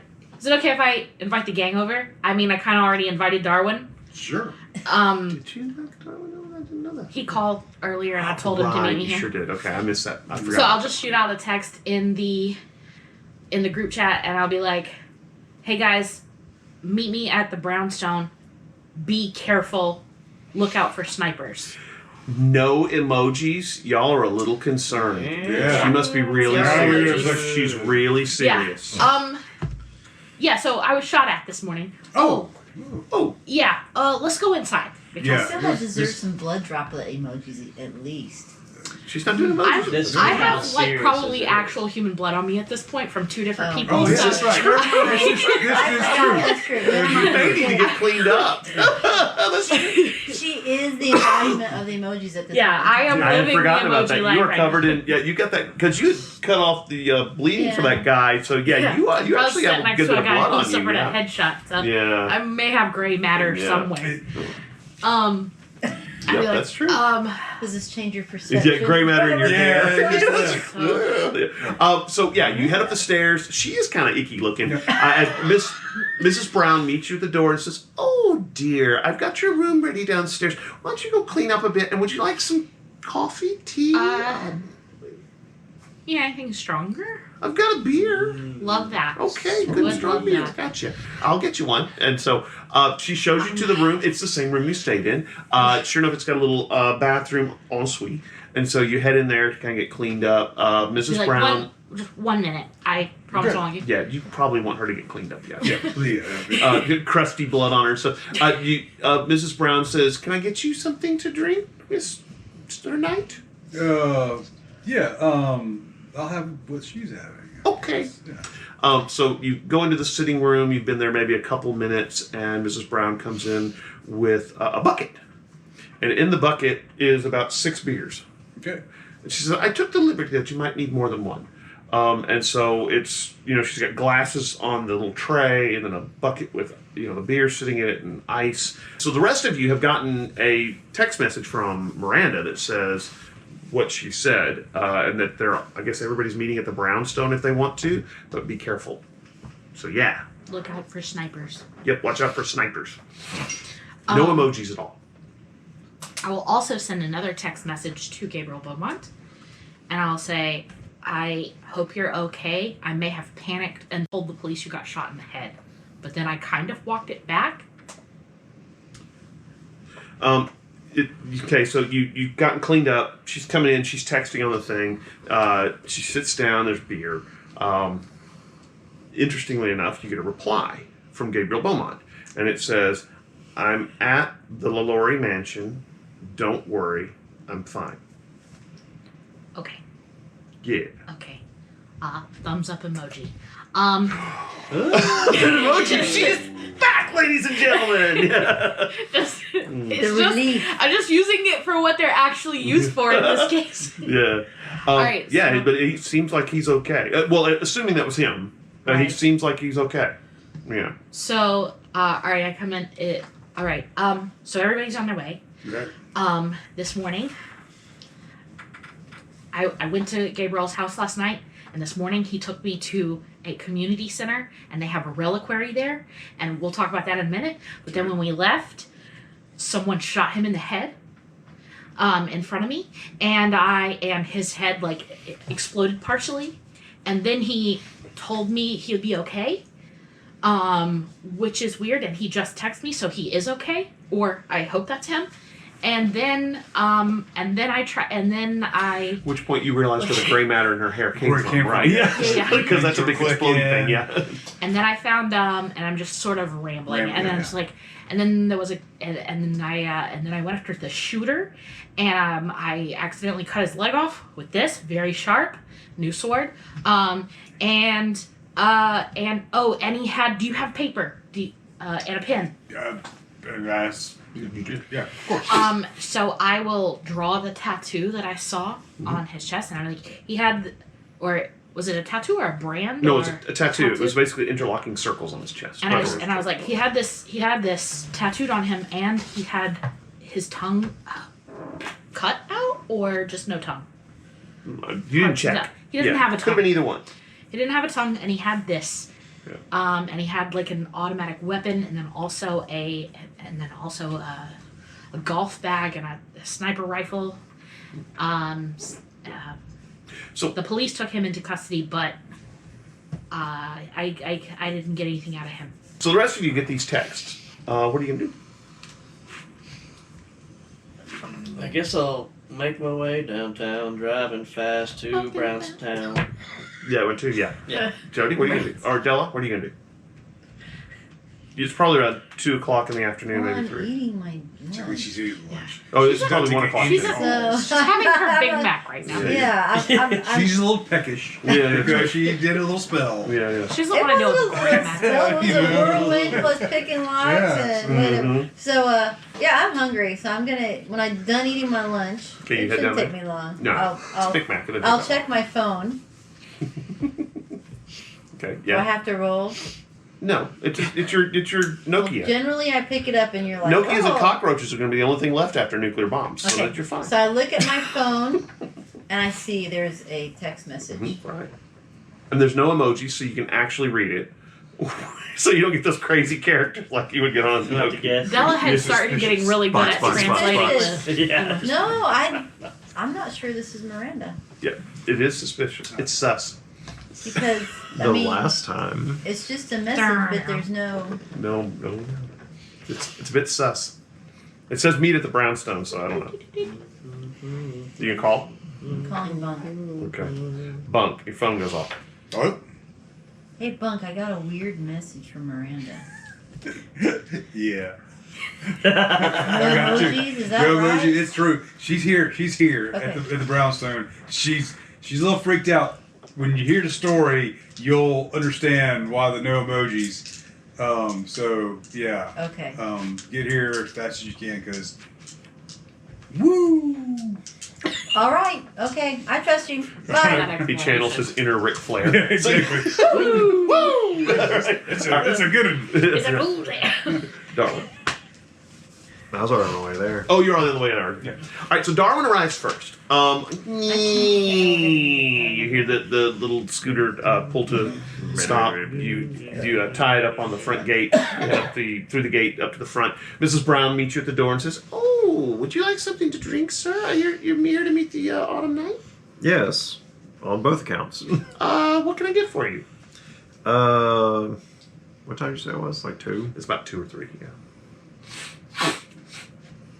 Whatever you have will be fine. Sweet tea. Wonderful. Great. So she toddles off to the kitchen. You head into the front sitting room. You didn't tell me where to go. Do what? So you didn't tell me where to go. Well, you see them sitting in the front sitting room. I mean, you come in the foyer, you see the sitting room off to the side, and they're sitting there. So you figure that's where you need to be. Hey, I made it. You okay?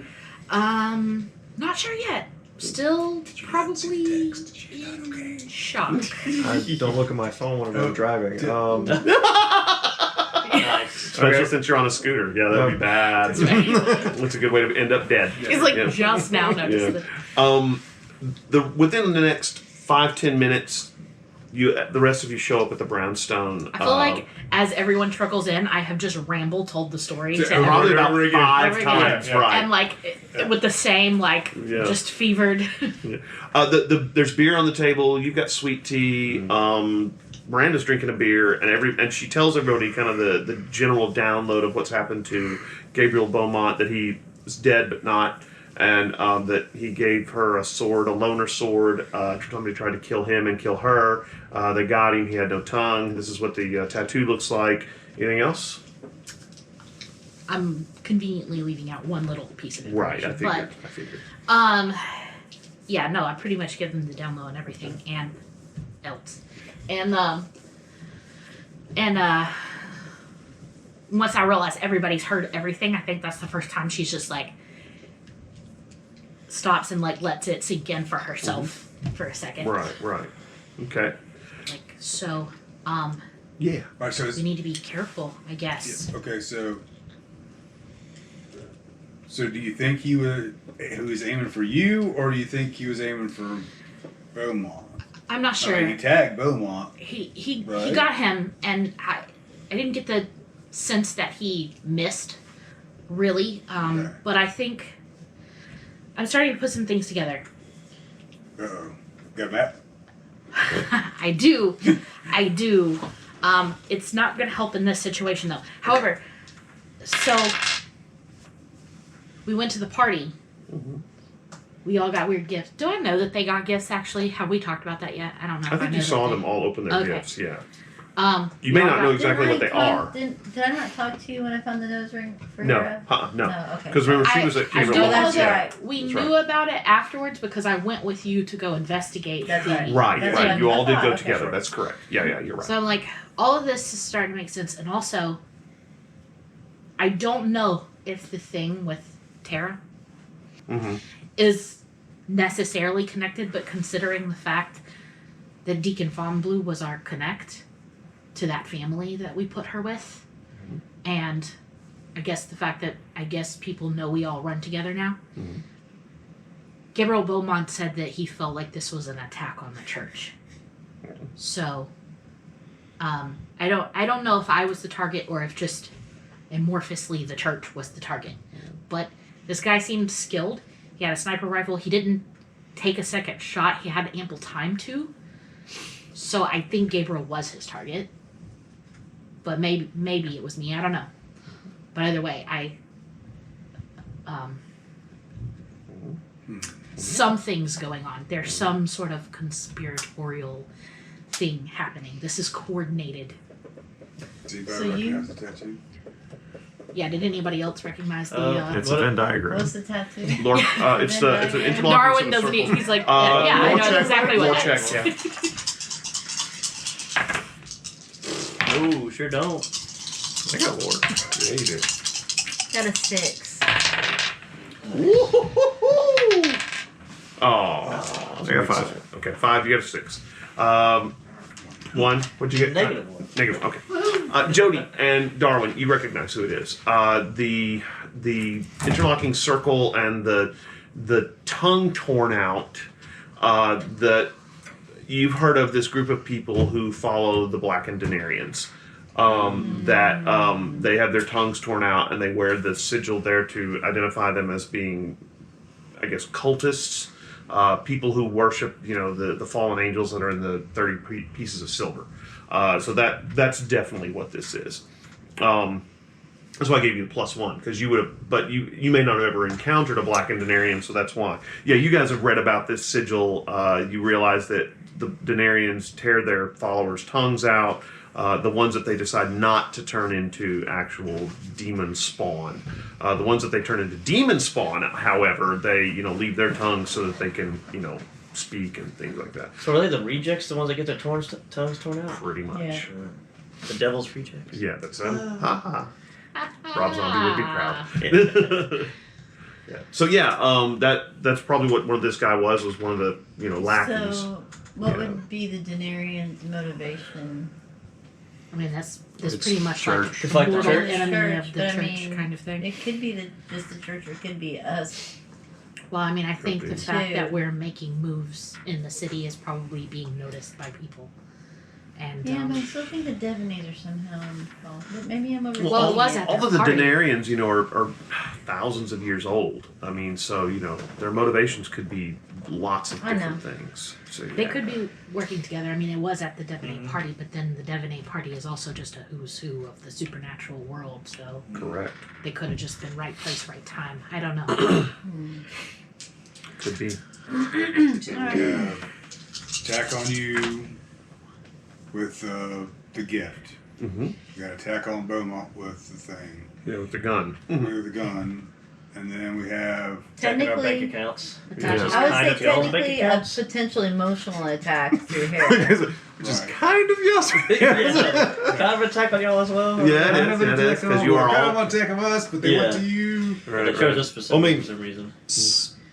Specifically, it wasn't our actual bank accounts; it was the LLC Yeah, it's the account, Right, right? which is where all your money is. Right, Yeah. that's Right. The so that is all of us. government Yeah. untaxed money. That's Yeah. right. Or It's a charitable. So all you got was a organization. trombone. You I seem got a to trombone. Yeah, I got. miss most of the. Once again, I win. Have you tried to play that trombone? No, I have not tried to play the trombone yet. So Maybe I'm we saying should I'd be check careful on with it it. before. didn't we check? Didn't we check on the trombone? We did check it, See and if it had seemed to be anything? clean. Okay, It so- did seem clean. Yeah. It looked really old, Yeah. so it probably was legit, Yeah. Louis Armstrong. But yeah, it did not seem to be. I just love how nonchalant you were about it. So I mean, once again, I win. Yeah, that's right. I wonder got his picture in the Devon 8th mansion. Yeah, exactly. That's the real win. I think something bad's coming, but I don't know what's going on, but also it's like it's not just us being attacked, it's like our sphere of influence, right? Your ward, and then my mentor, what was- and your date to the party also got like Oh, a yeah, threatening that's right. omen. I don't think you guys would know that. Oh yeah, I guess I wouldn't know that. Well, I'll say the other two things, Yeah. and you can ruminate on it. All right, so we're on the defensive right now. We got to figure out what's going on. So first thing is what? I have to do some thaumaturgy, so I'm just gonna.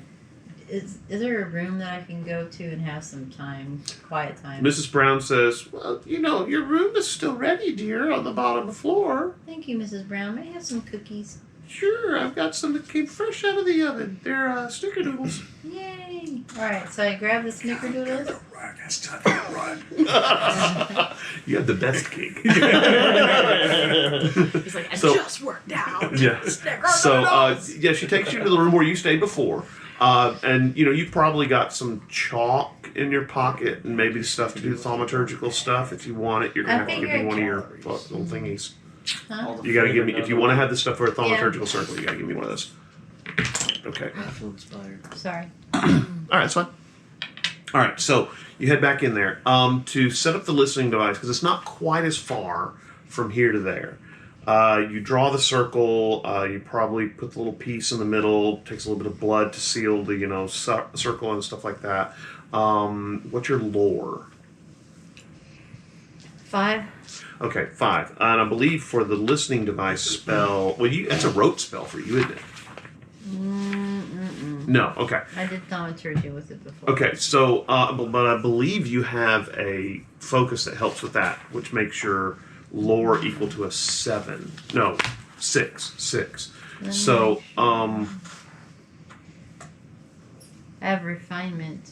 yeah, that's what it is. That's Add new it. element or No. 2 additional. No. That's where you leveled up and got more power. No, I'm looking at focuses, Jody. You got a ring or something like that. Yeah, you have a focus that helps with your eavesdropping spell. I remember we did that. Yeah. Whenever you think about it. I have a focus item ring, but it's +1 complexity divination. That's it. Oh, is that what it is? Yeah. Okay. Yeah. So, The yeah. listening is divination. Right. Well, yeah, that's essentially what it is. Right. Anytime you're trying to find information that you normally couldn't find unless... So I have a +1 then. Okay, so your lore is equal to a 6. You're going to need probably about a 6 would do it. It's not going to last more than probably an evening. Well, it'll probably last maybe a couple days. But you can always re-up the spell. Okay. All right, so now you need to roll your discipline. Now remember, this is how you have to get a total of 6 points worth of power into it.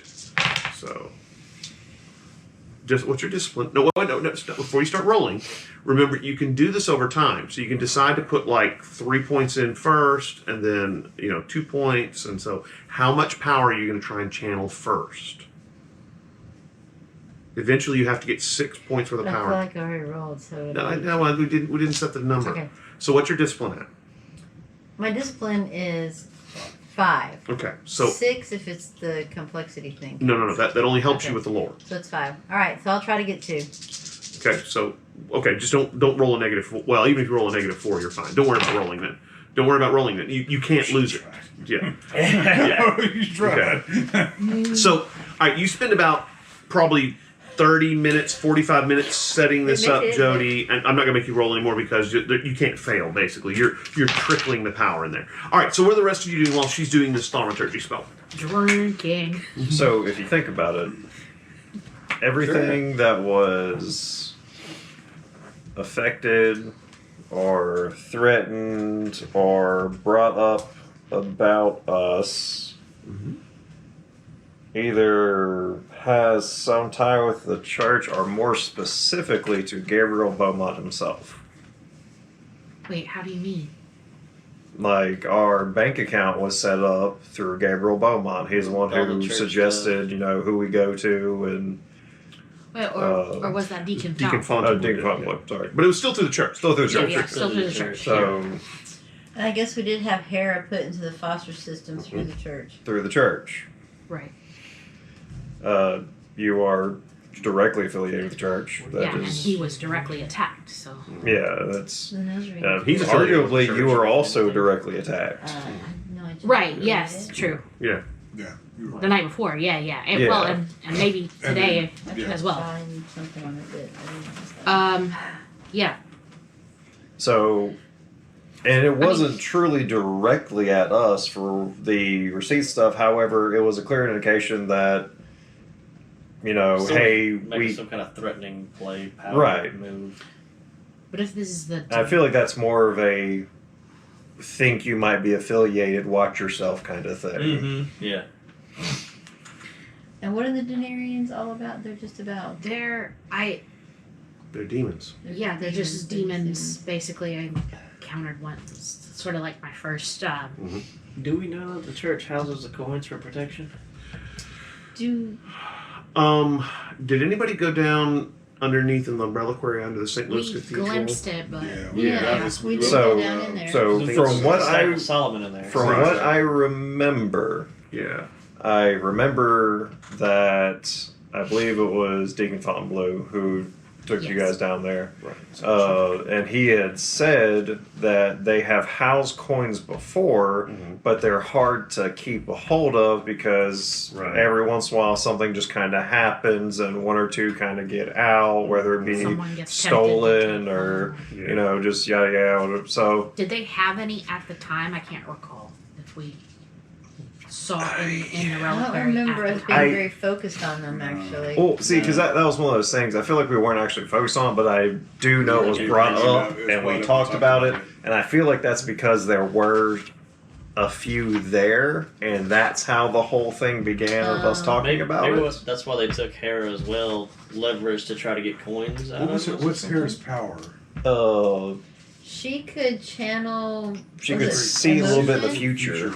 Oh, future. And she could manipulate Manipulate. power, but Energy. she didn't have much power. Oh, Yeah. Right. Which means they could potentially plan away when the guards are away, or the perfect opportunity to walk in unseen, grab a But why would they send?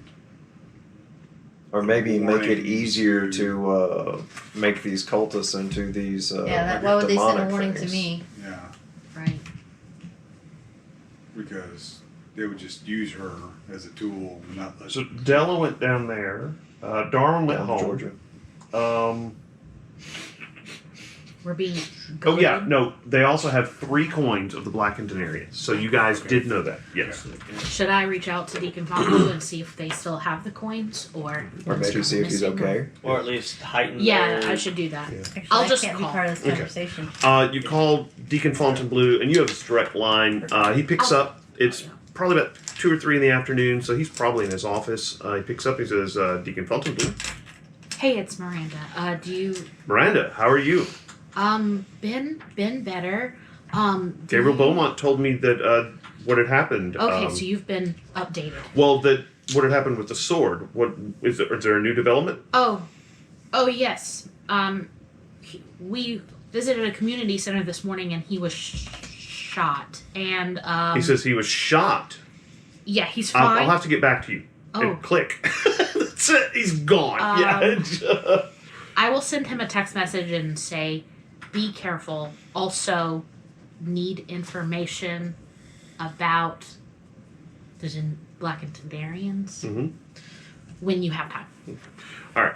Yeah, but he's all of a sudden he's off the phone and gone. So yeah, you get the feeling he's Alright. Well, gonna go he's check on okay for Gabriel the Beaumont, moment. Yeah. I'm assuming he's gonna check in on Gabriel, and then I sent him a message to get back with me about the reliquary. But I mean, these things are out there, and whether or not the ones went missing that were in the reliquary, there's more. Well, you do know it would be pretty hard for it'd be impossible for a denarian to go into a church. So if anybody's going to get it for them, they're going to have to send a human. Which you do know they've got lackeys. So the guy that I ran into today, he was in a church. So I don't know if that's still Still counts. okay. Still can't. Yeah, and so these lackeys can go into the churches. Now, probably the churches make them uncomfortable, but they're not. It's not going to keep them out. Right. Yeah. Right. So.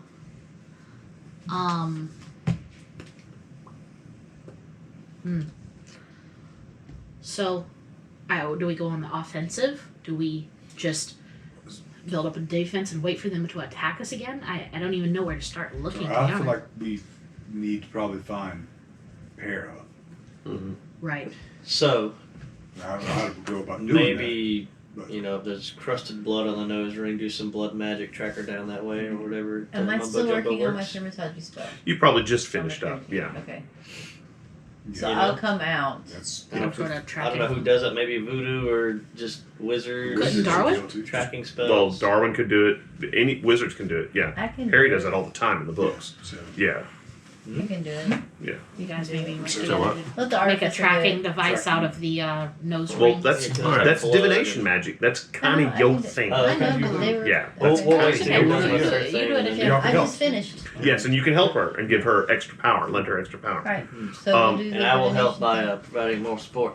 yeah, I'll be over here drinking these beers that need to be drunk. That's Yeah, yeah. right. I can believe that. If Before. It's someone's like gonna do moral it- support is just him flexing. Like, yeah, Now, you can head back into Do your room it. and use the same For some circle. reason, I had this anime moment where he would like put on a cheerleading outfit. That's so I have the wings sticking Yeah. As soon out. as you said that, though, I thought Hairy of legs. Armstrong from Full Metal Oh, Alchemist. yeah. Posey does So all now the time. him in a schoolgirl. Even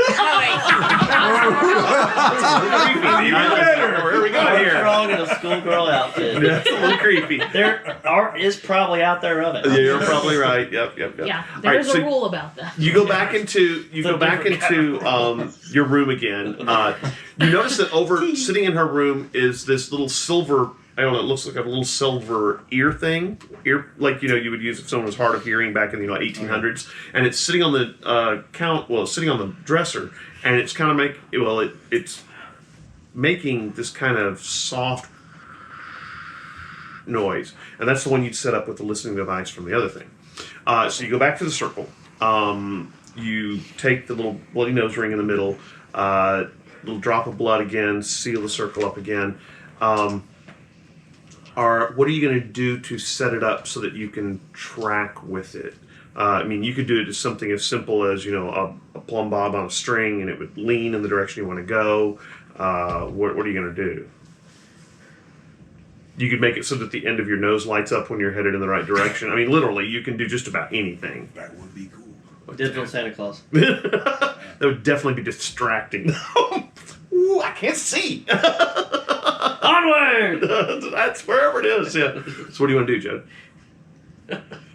So it writes out the address. That's a really good one. Now, for something like that, you're going to have some truck with the people who would actually know that Get an information. That's a emoji different every time spell. you're in the That right. might not be divination. That might be trucking with the powers that be in the Never Never, Yeah, which no, you can do. You can I do. think. Oh, they have here. Oh, what kind of items are around in this place that you have? There's a little bell on the door. On the nightside table. There's a little electric, one of those little, looks like from the 1980s alarm clocks. Radio alarm clocks. There in the drawers. There's a brush. There's a comb. The 80s alarm clock. Ding ding. When it's on You could fire. do that. No, You could. I'm not- It wouldn't run. It wouldn't have to be plugged in. Don't You could be literally. killed by the rest of the group. It's Just true. like, stop I'll be it. following my car. Okay. Right, yeah. No, I think I'll just do like a string with like a little piece of circular metal on it. Okay. That will just kind Okay, of like you get a paper lean clip, towards- probably tie a string to it. Take probably the little nose ring and hook it through the paper clip, so it's just kind of hanging But I'm there. gonna make sure it's a good tight. Right thing. now, it's this one's going to take probably about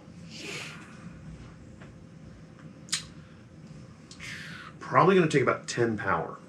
Okay.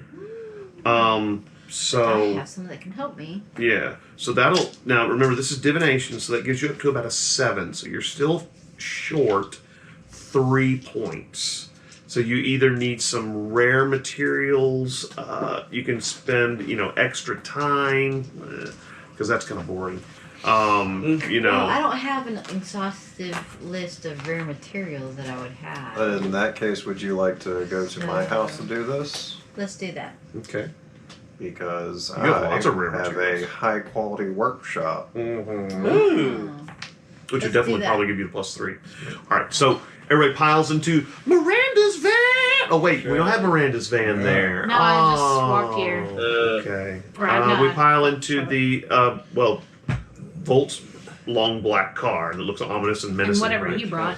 And head over to He always has the- his moped. The head over to Darwin's place. Everybody, okay. Mrs. Brown says, "I'll get the rooms made up," and so yeah, you get the feeling she's expecting you to stay over. Whatever the case, she's making the rooms up. Should I expect you back for dinner? We don't know. We don't know. Okay. And so, anyway, you head over to Darwin's. You have- Ready regardless. If you give me your phone number, Mr. Brown, I can send you a text message. well, all I have is a landline. Do those work with text messages? They dear? don't, but I can call. Well, here's the number. And she hands you a card. It's a Okay. brown card with white letters on it, white numbers on it. No name, just numbers. And you're like, Perfect. what? nice. Don't lose it. Yeah. Anyway, so you head over to Darwin's. I guess you unlock the front door, head inside. No, he Yeah. leaves it locked. Well, you're all stuck outside then. Yeah, I just phased through the front That's door. right. Dude, ever since the ghost thing, you know, That's right, crazy that's right. things. It's You head back to the workshop. He's got a nice, silver and gold circle that's set up there. It's got intertwined and lots of sigils and things. This is his permanent summoning and Wow. actually not summoning, but it's his permanent artificing circle. So, it's something that's pretty cool. He's got all kinds of stuff hanging up on the walls and things like that. You start naming off several things that you're going to need, and he says, I've got some of that, I've got some of that, some of that, some of that. So yeah, he's got most of the stuff you need. You set up this ritual circle and begin casting the spell. And it's 10 points, okay? Before we get started Yes. on that, I'm going to do a potent prayer. Oh, good. Mm-hmm. And the prayer will be to save Hera. So Right. anything you do in the service of that, you can add your Plus one Plus once, one. right? once. Once, okay. So you begin casting the spell. Takes you about 15-20 minutes to go out and get all the power kind of trickled in. Probably an hour finally. It's about 4 o'clock. Get the date, 5:30, remember? Mm-hmm. So about 4 o'clock, you pick up the little piece of string with the paper clip and the nose ring, and it starts swinging around kind of in a weird way, and then swings out that way and kind of hangs out to the side. So you definitely You have a already tracking spell. Dressed for dinner or no? Probably not. Okay. You're gonna be naked at dinner? That's weird. No, not dressed for dinner. Oh, right. Sorry. I was really confused what was going on here. I was just trying to. Tipatina is just not that kind of I place. am okay? wearing the best suits, Yeah. my birthday suit. That's I was just trying to ascertain. the one you have the I would longest. notice he was overdressed for this. Given Passed down to for many him. generations. That's Give right. it to him from his parents and God himself. All right. So about 4 o'clock, you get this thing, and it kind of swings off. Your house is in the Garden District? No, it's near Frenchman Street. Frenchman. It swings off what looks like to the west. Okay. Okay. You're gonna get Yep. in the Voltmobile and head out. Okay. All right. You begin driving and following, and it's a little tricky because one-way streets in New Orleans, and so you drive this way and it swings off that way, and you realize that there's only a one-way street coming towards you, and you're like, crap. So it takes probably the better part of maybe 45 minutes, and you realize you're heading down towards the docks district. Okay. This is past the warehouse district. Remember when we went to the Dos Jefes bar that were there? There was a lot of stuff done. Yeah, so it's the docks. Yeah. As you get closer to the docks, you notice that it seems to be pulling towards one particular more modern-looking warehouse on the docks. You see a lot of people around this warehouse. There's forklifts, there's crates, there's shipping containers. So it's a pretty active warehouse. I'm gonna stop well off where they can't see us, Okay. where we're not inconspicuous. Yeah, you're pretty sure it's pointing right at that warehouse. Okay, you see lots of people. What time is this? Like 4. Yeah, sun's still up. It's probably 4:45. It's getting time for you to kind of. You're going at 5:30, so you got about 45 minutes left. Tipitina's, you get there in 30 minutes probably. Yeah, so. Okay. So it's still busy. It still looks like there are people working. Right, they do look like they're working. Yes.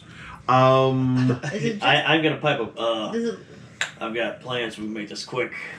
I will say this much. Everybody give me an investigation check. So, while we're talking about this right now, do we just all pile up in Volt's car and go? I figured that would. Okay. I think it has just enough room for all of it. That's what we've Two in come the up front, with. 3 Yeah. in the back. What'd you get? 2. 2. Investigation check. 3.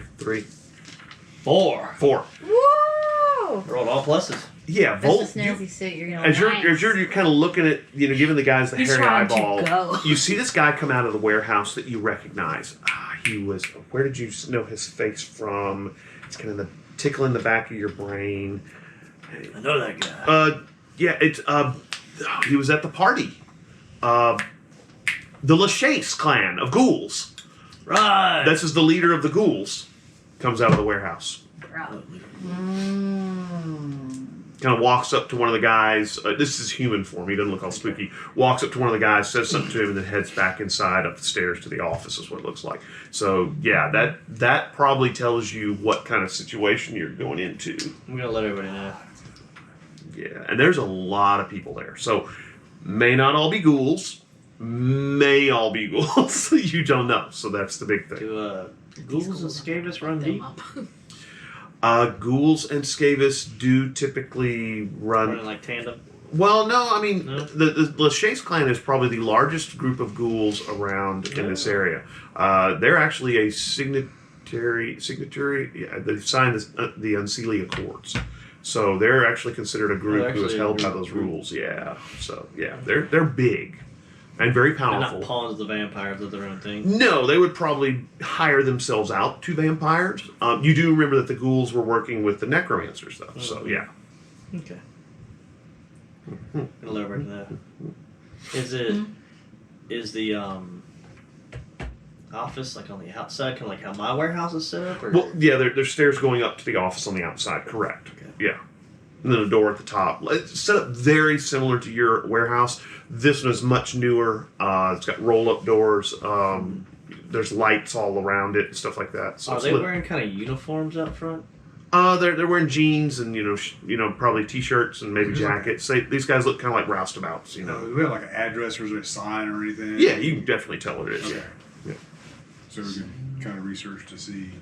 Well, do we want First, we need some dwarves. say do we Well, want? you say there's a lot. If I were to just kind of sit there real quick and just kind of give a rough count.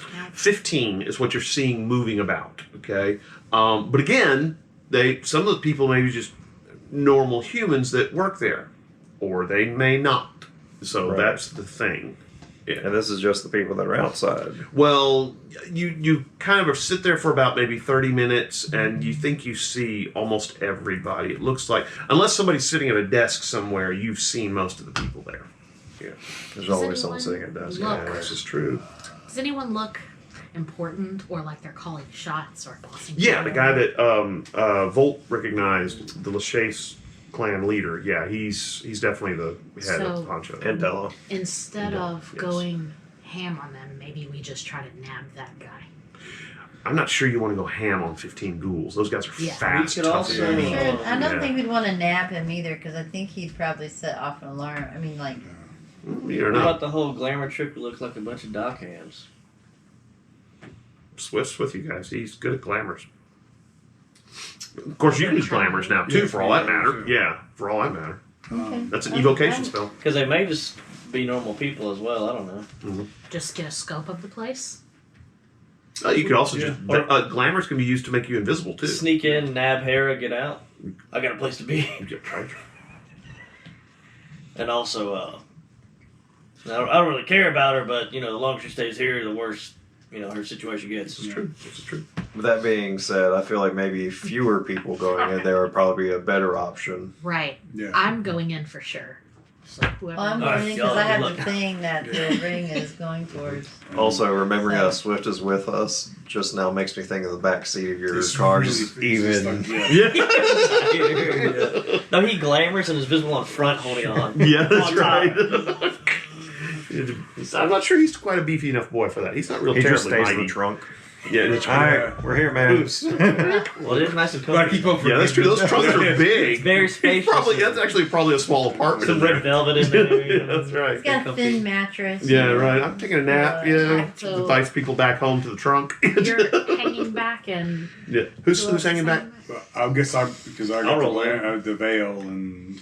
All right. yeah. You in the veil? I'm just sitting there thinking, like, the fewer people Less veiled, True. the easier it'll it will be to to veil. the And better just quality. Having Right. someone on the outside would be Right. good. Yeah. Yeah, and you know, it's easy enough for like a couple people to sneak through something. It's a bit harder whenever a door has to open 5 times, you know, that's because Well, do you want to So veil should some it of them? Have be- Swift do some of the veils too. I Yeah. mean, you could split it up that way. Let's split it up. Yeah. All right. So who are you going to veil? And Well, I was thinking, should it be Monk and I that go in since Swift and him can do the veils, and I have the little doohickey thing. But I don't have to be Yeah. around. I could veil somebody and just. No, you kind of have to be there with them. I'm Veils are definitely very going to go personal. into snatch and grab. Okay.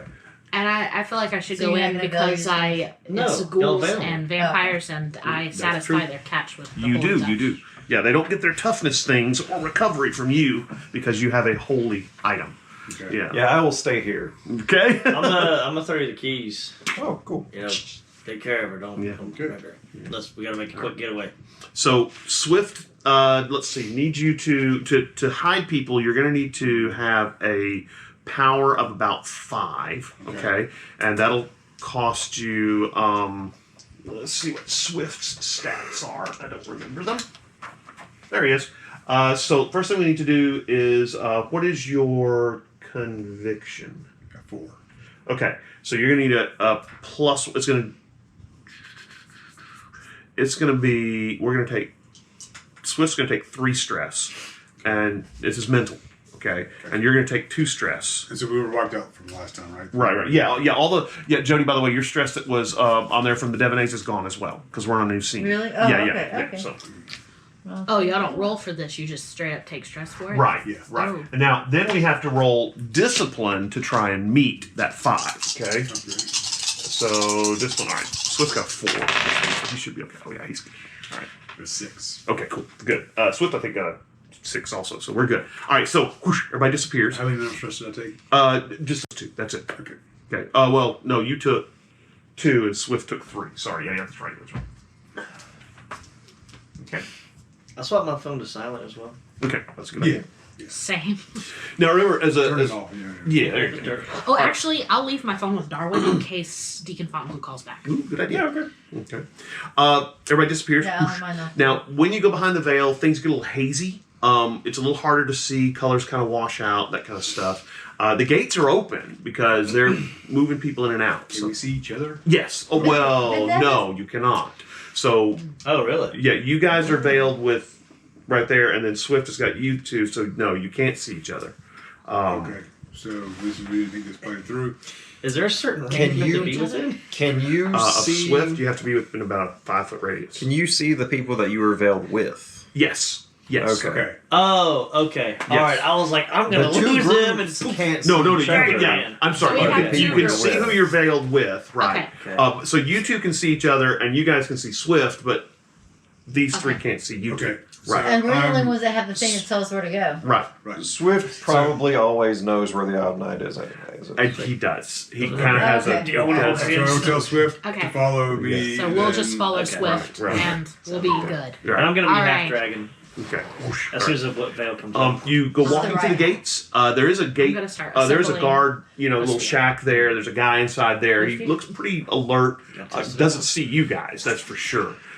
You walk across, kind of duck underneath the little, arm that's there to let people in and out. The roll-up doors on the side are completely up. There's lots of crates and stuff in boxes. You see, again, forklifts coming, rolling out, people walking around, moving things. There's a semi-truck around back. And so, you kind of, where are you heading now? Where's it pointing? So I'm It's following. pointing towards the warehouse. Yeah. I'm just following it. Just follow that thing till we find it. All right, so you head into the warehouse through the roll-up door. Or you're going to go up the stairs. I do want to stay on alertness to make sure if anybody like looks at us or looks Okay. like they may have broken through the veil. Give me an alertness check then, real quick, just to see what you got. Got a 4. Okay.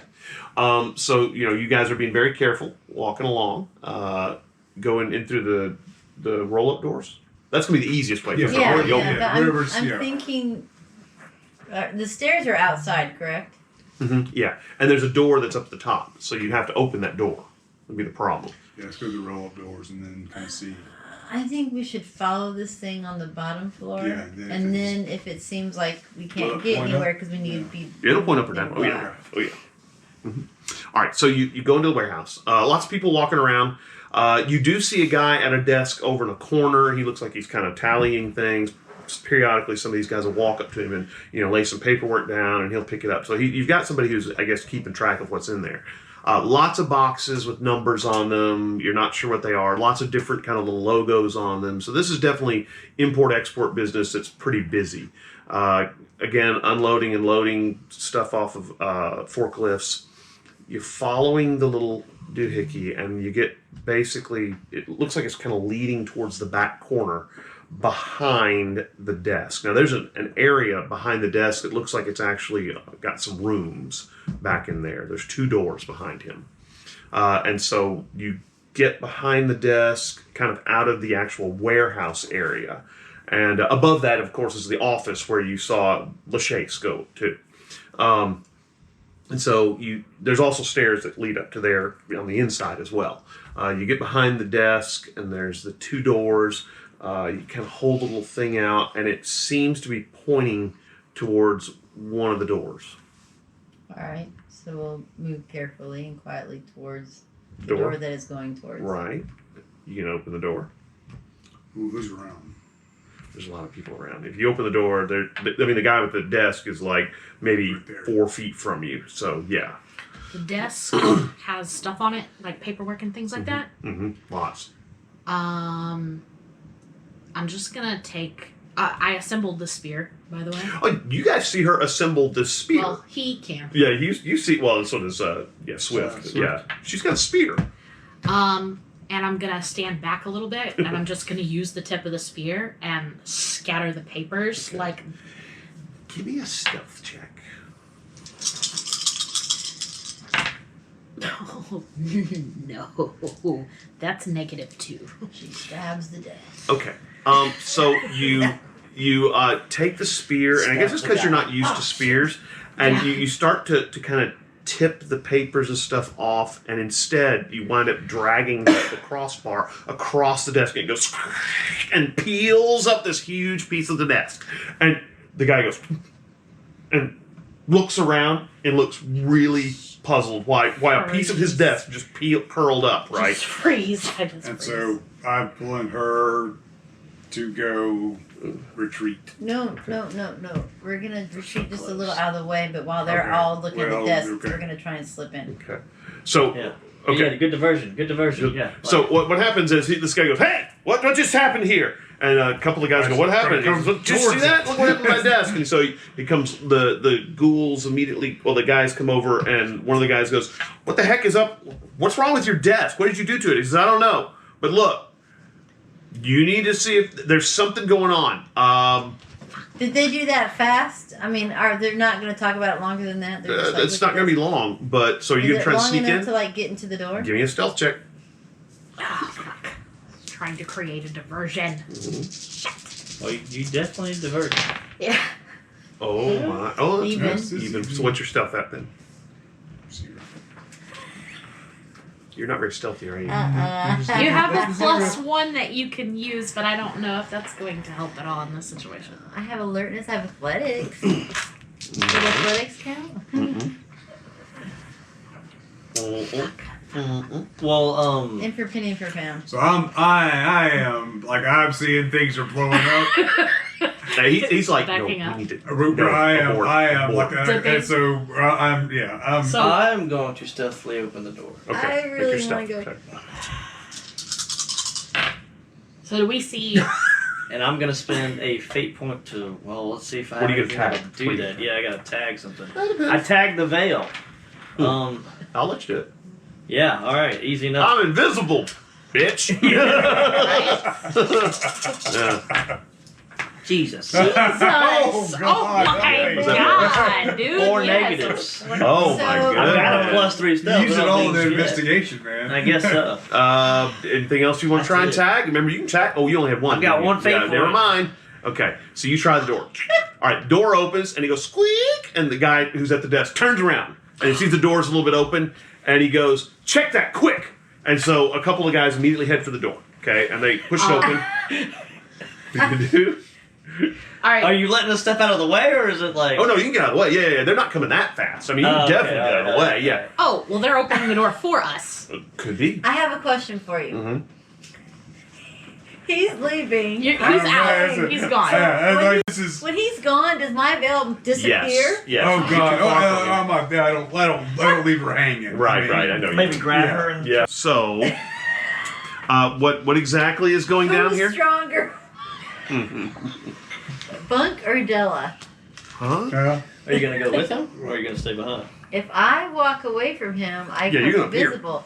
So my option is to grab him and drag him with me unwillingly. So my question is, who is stronger, Bunk or Della? What's your might? I think we both have a 0. Okay, so you're about That's even. it. I mean, it'd be a roll off, is what it'd be. Yeah. Now realize that Rubber wrestling arms. together is going to be kind of loud. Yeah, You exactly. probably don't want to do that, my love. Oh, what would Della do? What would Della do? Della would pull me. Yes. No, let me tell you what. Della would start throwing ice knives. I know what would happen. It's coming. But you we're not really ready for don't this want- fight, but we're about to have it. But you don't want to do that with 15 ghouls. Yeah, That's exactly. just a Yeah. good way to become hors d'oeuvres. Oh, Yeah. but the door is open.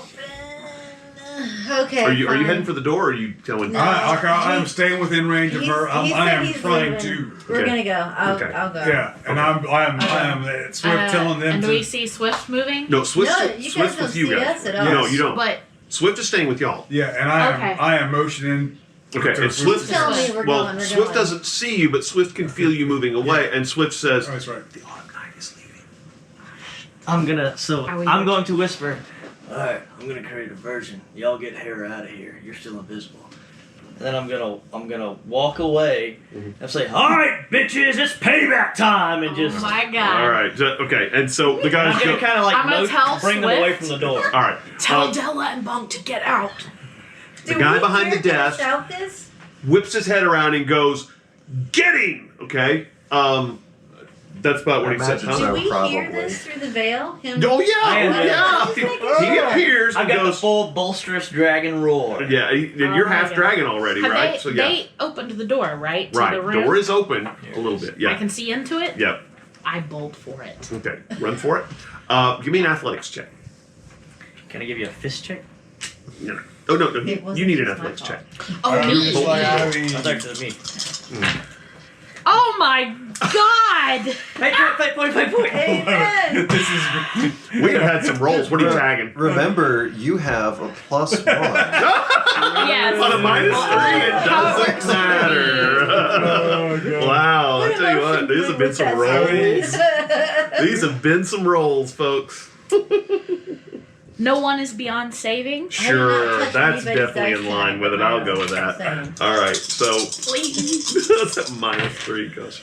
Oh, that's what? Okay. Well, it's even. Well, it's even, but I have a +3. Okay. Athletics. Okay, so you go bolting for the door, kind of nudging it with your shoulder. One of the guys was kind of next to the door, had kind of stepped to the doorway and was in the next room. So you kind of shoulder past him without bumping him. You're still invisible because Swift is kind of taking a step over to the door. All right, let's jump over to where Kylan is. Kylan, what's your alertness at? My alertness is 3. 3. Okay. So, all right. Let's see. So you remember these guys are ghouls. I believe they go in like ridiculous. I think they go in like 2, I'm pretty sure. No, I think they go in 6 -5, actually. something like that. They go in Yeah, 6. -5, yeah. So they start moving towards you. Now none of these guys have ghouled out. They still look like strapping lads coming towards you. So there's about 4 of them. Okay. They're big old boys. Okay. They start moving towards you. They've got their hands up. They're like, hey, I don't know what you think you are, but you're going to need to come with us so we can take you to the boss. I'm say, y'all didn't put much of a fight at the cemetery. You won't now. And I'm just gonna. Well, remember all the ones who were at the cemetery died. I know, but they might have Yeah, friends that's who true. died there, trying Okay. to piss them off. All You right. know. Yeah, I got you. I am Go to doing attack. like the full defense stance Mhm. or whatever. So I'm just putting my hands. I'm not actually swinging. Right. I'm just. Give me an intimidation roll, okay? Because Okay. you're trying to get their attention. Yeah, I can do that. Let's see. And If then anything fails, I'll just punch the Oh shit out my of it. God. That's Autumn Night is 2 blocks Y'all, away. y'all are The truly- whole time I'm going, we could have come back later. they kind of hear what you're saying, and one of the guys goes, "Keep an eye out. I bet he's not the only one here." So 2 or 3 of them they're kind of closed on you, but the rest of them are kind of looking around, making sure that nothing shenanigans is not going. Full out punch one then. Okay, Go for make the me kill, too. make me a punchy check. Fist check? Yeah, fist check. Good thing he's not wearing his fancy Please. suit now. Let Come me on. get positive Come on. dice this time. You have a Dude, date tonight. go. You have a date tonight. Yeah, No, I'm gonna. bloody. forgot. Big shiner. There we go. Oh, this man is dead. I'm telling you. All right, so 10. Oh yeah, you beat him. He actually got a 6, so he didn't do badly. It actually. Okay, are you doing your claws? Oh yeah, the full everything. Okay, so claws are weapon 4 now? Yeah, no, they're weapon 2, but I get +4 damage, so they do 6 when they go through. Right, and then you beat him by 4, so that's 10. All right, so you rear back and just pop this guy, probably in the chest as hard, or slash this guy as hard as you can. He goes, and comes flying back, and tumbles to the ground kind of bonelessly. He's not dead, but he looks like he's either unconscious or he starts yelling. At which point, everybody else turns and looks at you. Okay? Have they ghouled out? No. And one of the guys, you hear kind of murmurs. Can't let innocents know about the magical world. So, That's right. He looks at you. Several of the guys go, "You see what he did to Leroy? What's going on there, Jenkins?" And so they look at you a little differently now. And one of the guys goes, might be clobbering time. Okay, and you notice that their arms get long and the claws start to come out and their jaws distend and they get all hairy looking. And so you notice about 6 of them start to make this change. And you're like, wow, that's a lot of guys. now we go full defense. Okay. All right, so let's cut back. You're outside. Yep. Let's see. You guys I are imagine him in leaving. the car listening to the radio. Okay. Well, we were leaving, and then Yeah. we heard. Right. So I'm stopping to see, Right. and I'm grabbing her, and like we're gonna watch. Like, Right. I don't know if they heard me, Off but in I the did distance, tell I hear them to like get out if Giles they thing needed to. from Like, Street Fighter. All right. So you're in the back room, right? yeah. The guy has stopped and is heading back towards the door. Okay. The room is basically cement Be a concert floor. going on, right? It's basically bare walls. You notice that over in the corner is what looks like an elevator. It's not an elevator. It looks a lot like one of those kind of window washer platforms, but it goes down. So it goes underneath the warehouse. Like there's a basement level, which is odd in New Orleans. Normally you think basement, you make a swimming pool. So yeah, you're a little surprised by that. Docks is well- the river. Mm-hmm. I'm in here, and Miranda's been drinking. Yeah. So she's True. going. Nice. All right. So you go to the elevator, hit the button. Yeah. Okay, the guy spins around. You are now standing on the elevator, and he goes, "Hey, what are you doing over there?" And your spear, kind of frosty stuff rolling off the spear. He comes sprinting towards you. What is your alertness? +2. Okay, he's gonna take a swing at you. He has not ghouled out. Oh my! He got a 7, so you need to do athleticize to try and dodge. Well, I maxed my roll. I mean, that's it. Yeah, you need to dodge. Well, that's not bad. So, Pretty good. I mean, that's a 4. So he beat you by 3. So, okay. So he's just punching you, which is a weapon 1. He Okay. beat you, so it's a stress 5 hit. All right. So I'm pretty sure you can't take stress 5. Nuh-uh. So you'll take a minor wound or mild consequence. Excuse me, mild Mild consequence. consequence. And then you'll take a stress 3 hit. Okay. Okay, Physical. Yeah. So let's say this mild wound is because he's punched you. Bruised. Whatever. Bruised. something. Yeah, we can go with bruised. That's good. I mean, he's not trying to kill you. He's trying to stop you. So he rears back, leaps across, flying pile driver punch to you, and haymaker to your jaw. Cocks your head to the side. You're gonna have a nice bruise there. Okay. Yeah. So that brings us to you. All right. I'm gonna try to grab onto his wrist as he follows through on the punch, and put him into like a submissive. You're gonna try and grapple the boy. I am. Okay. Give me a. Is grapple just fists, or do we say it was might? Might. Do you have any might? Or I do not have any might. I'll but let you I use have, fists on it. Well, I have the potent prayer up, which allows me to use my conviction instead. Oh, okay. Let's do conviction. That is for sure. Which I'm gonna need because that's a -2, but my conviction is +6. you got 4. Okay, and he only got a 2, so you beat him by 2. So you now you grab his arm, kind of twisted him behind him, and you got him now. Grip. He's starting to wrestle, try and break free. He's gonna use a might check in the beginning of next round. Okay, so Okay. you got him, and the elevator is slowly sinking into the ground. It'll get there at the bottom of this next round. All right. Is Doodle Bob in there with her? Who? Hera? Yeah, Sniper Doodle Bob. Oh, no. No, Swift he's is gonna actually out probably there stay with with him. you guys. I'm not invisible anymore at this point. Yeah. Yeah, I figured. Yeah. All right, so that brings us to what are you guys doing? So my plan to run away apparently has gone to hell. So Well, you can still Go if run you away, need to. but I saw Miranda go through the door, and he has people Yeah. coming at him. No, So do we see Miranda go through the door? I don't think y'all did. did I not? Yeah, well, 'Cause I was out of the. I was invisible No, you wouldn't have until seen I her. got She would have been invisible until she got in the other Oh. room, so you don't know. Alright. Yeah. So we see he's not invisible. No, he's in the middle of the Yeah, room with a he's bunch of no- ghouls around him. so- About 6 of them kind of closing in on him kind of slow. That's okay. Y'all just Okay. drop Oh the wait, did heat we know bomb. the door was there? We knew the Trying door was to there, though, Yes, right? that's where you're trying to get to. And so, do I notice that the door is open? Yeah, because the guy No. went through the door. Okay, then I'm gonna go through the door. All right, you can take her through the I'll door. just lose I the go to the veil. door. Yeah, I'm just like, So this is what you see, plans are just gone. This is above my pay grade. what you see is there's an elevator in the corner, and Miranda is standing on it. It's kind of this big, industrial, grilled metal bottom, and she's descended about halfway down. And she's got this guy tied up in a grapple move, and he's struggling trying to get loose. She's also got what looks like the beginning of a nice bruise on her chin. Yeah. You see? Well, no, you guys are invisible now. You're You don't see invisible. invisible. Dang it. So I'm gonna head I that. love it. I'm gonna head that direction when I get there. How deep down is it? I mean, am I gonna hurt myself jumping down? No, into no. It looks like it's going to be okay. Well, you can jump onto the elevator. It's only about 5 feet down. It's this? going to reach So the bottom. I'm just gonna run. I'm gonna jump on the elevator. Yeah. So you and drop say, down 5 feet. It's me, Miranda. Okay. Disembodied voice goes. It's me, Miranda. Oh No, God. this is my Let's voice. go to the guy. Yeah. No. You, Oh Does she shit! You fall guys far should enough get where out. she's no I longer can get invisible? Hera. what? Did she fall far enough to where she's no longer invisible? Were you going with her or what? I'm going. I have no clue. Like this is all. Okay, well, no. all Actually, falling around you me. appear right beside Miranda. You're standing in the doorway, Yeah, still invisible. yeah, I'm still invisible. So Yeah. yeah. I'll be like, He's okay. like, he's doing this. Well, you probably can't get out now, so Yeah. Yeah. I'll Well, just no, be like, yeah.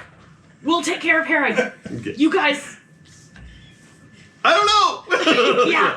All right. All right. Later. So, beginning of the Girls next trip. round. Beginning of the next round. All right. True. Yeah. Juggernaut, bitch. Okay, there we go. So, beginning of the next round, you notice that all of a sudden an arrow protrudes from one of the guys who's coming up for you. Hey, my boy. Yeah, well, and he still has not appeared. Just this arrow appears in this guy. And he goes, ah! Right? And it hits him in the chest, and he kind of drops over to the side like that. The point is sticking out of his chest, and there's blood everywhere. And he spins around to see what's going on. 2 of the other ghouls also spin around to try and figure out where this arrow has just come from. And so now you've only got 3 of them that are after you. They're going to come after you. One's going to try and grapple you. Okay. Okay. You got a Roll +3. Roll F. Well, Can roll. I still block with fists? or athletics, either one. My fist is better. Let's do fist then. I gotta put these on one page instead of double-sided. Yeah. So you can block with fist. Yeah, because you're close enough, you're just literally slapping them to the side, and yeah, that's fine. Come on, rolls. Well, that's not great. That's gonna be. I should have had you roll weapon to dodge him. You could slap his hand out of the way with the spear. It's gonna be 7. Oh yeah, you beat him. The other guy tries to grapple you. Yeah, okay, still no. Still no. Okay, so these guys come in, they're trying to swing at you, grab You you. want me to roll for each one? No, we'll just go with that. They all kind of try and grab you. You are like a greased pig, and so you're just when they swing at you, trying to grab you, and you're just kind of duck and dodge and punching weaving. their fist back. Yeah, right. And slapping them out of the way, and they just are not able to grab you. Okay. So yeah, they're like, I was getting.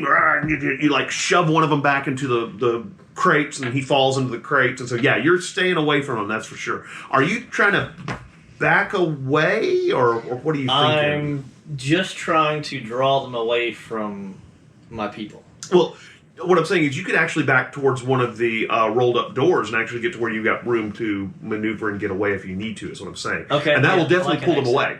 Yeah. Yeah, we'll do that. Okay, cool. All right, so you're kind of backing towards the roll up doors and things like that. I They're want to make sure nobody's like flanking I'm or like, glances. we're on Make the sure. elevator. No, they're not. They don't seem to He be. rolls No. out. Oh crap! My date takes off with the date. These two are left to like get home somehow. But you haven't gotten hit yet, so It's yeah. true. It's going well. All right, so that was in Play my trombone. 3. Well, that was in the ghoul's turn, which is like +6. So now it's your turn. So you said like 2 of them turned away or trying to find where that arrow came from, Well, yeah. or a few of them anyways. Well, there's 3 of them still on you. There's one of them, remember, went back towards the door, and then there's 2 that are trying to figure out where this I'm arrow gonna came lightning breath one of the guys that went back towards the door. from. Okay, go for it. That's a weapons. Sadly, it's a weapons check. Where's my weapons? There it is. All right, that's a 2. Really? Okay. Oh yes, let's up the mayhem level. Here, you can have this. This is gonna be fun. All right. No. All right. No. So you go at him, right? The guy, spins just in time to hear this noise and Right. dodges out of the way.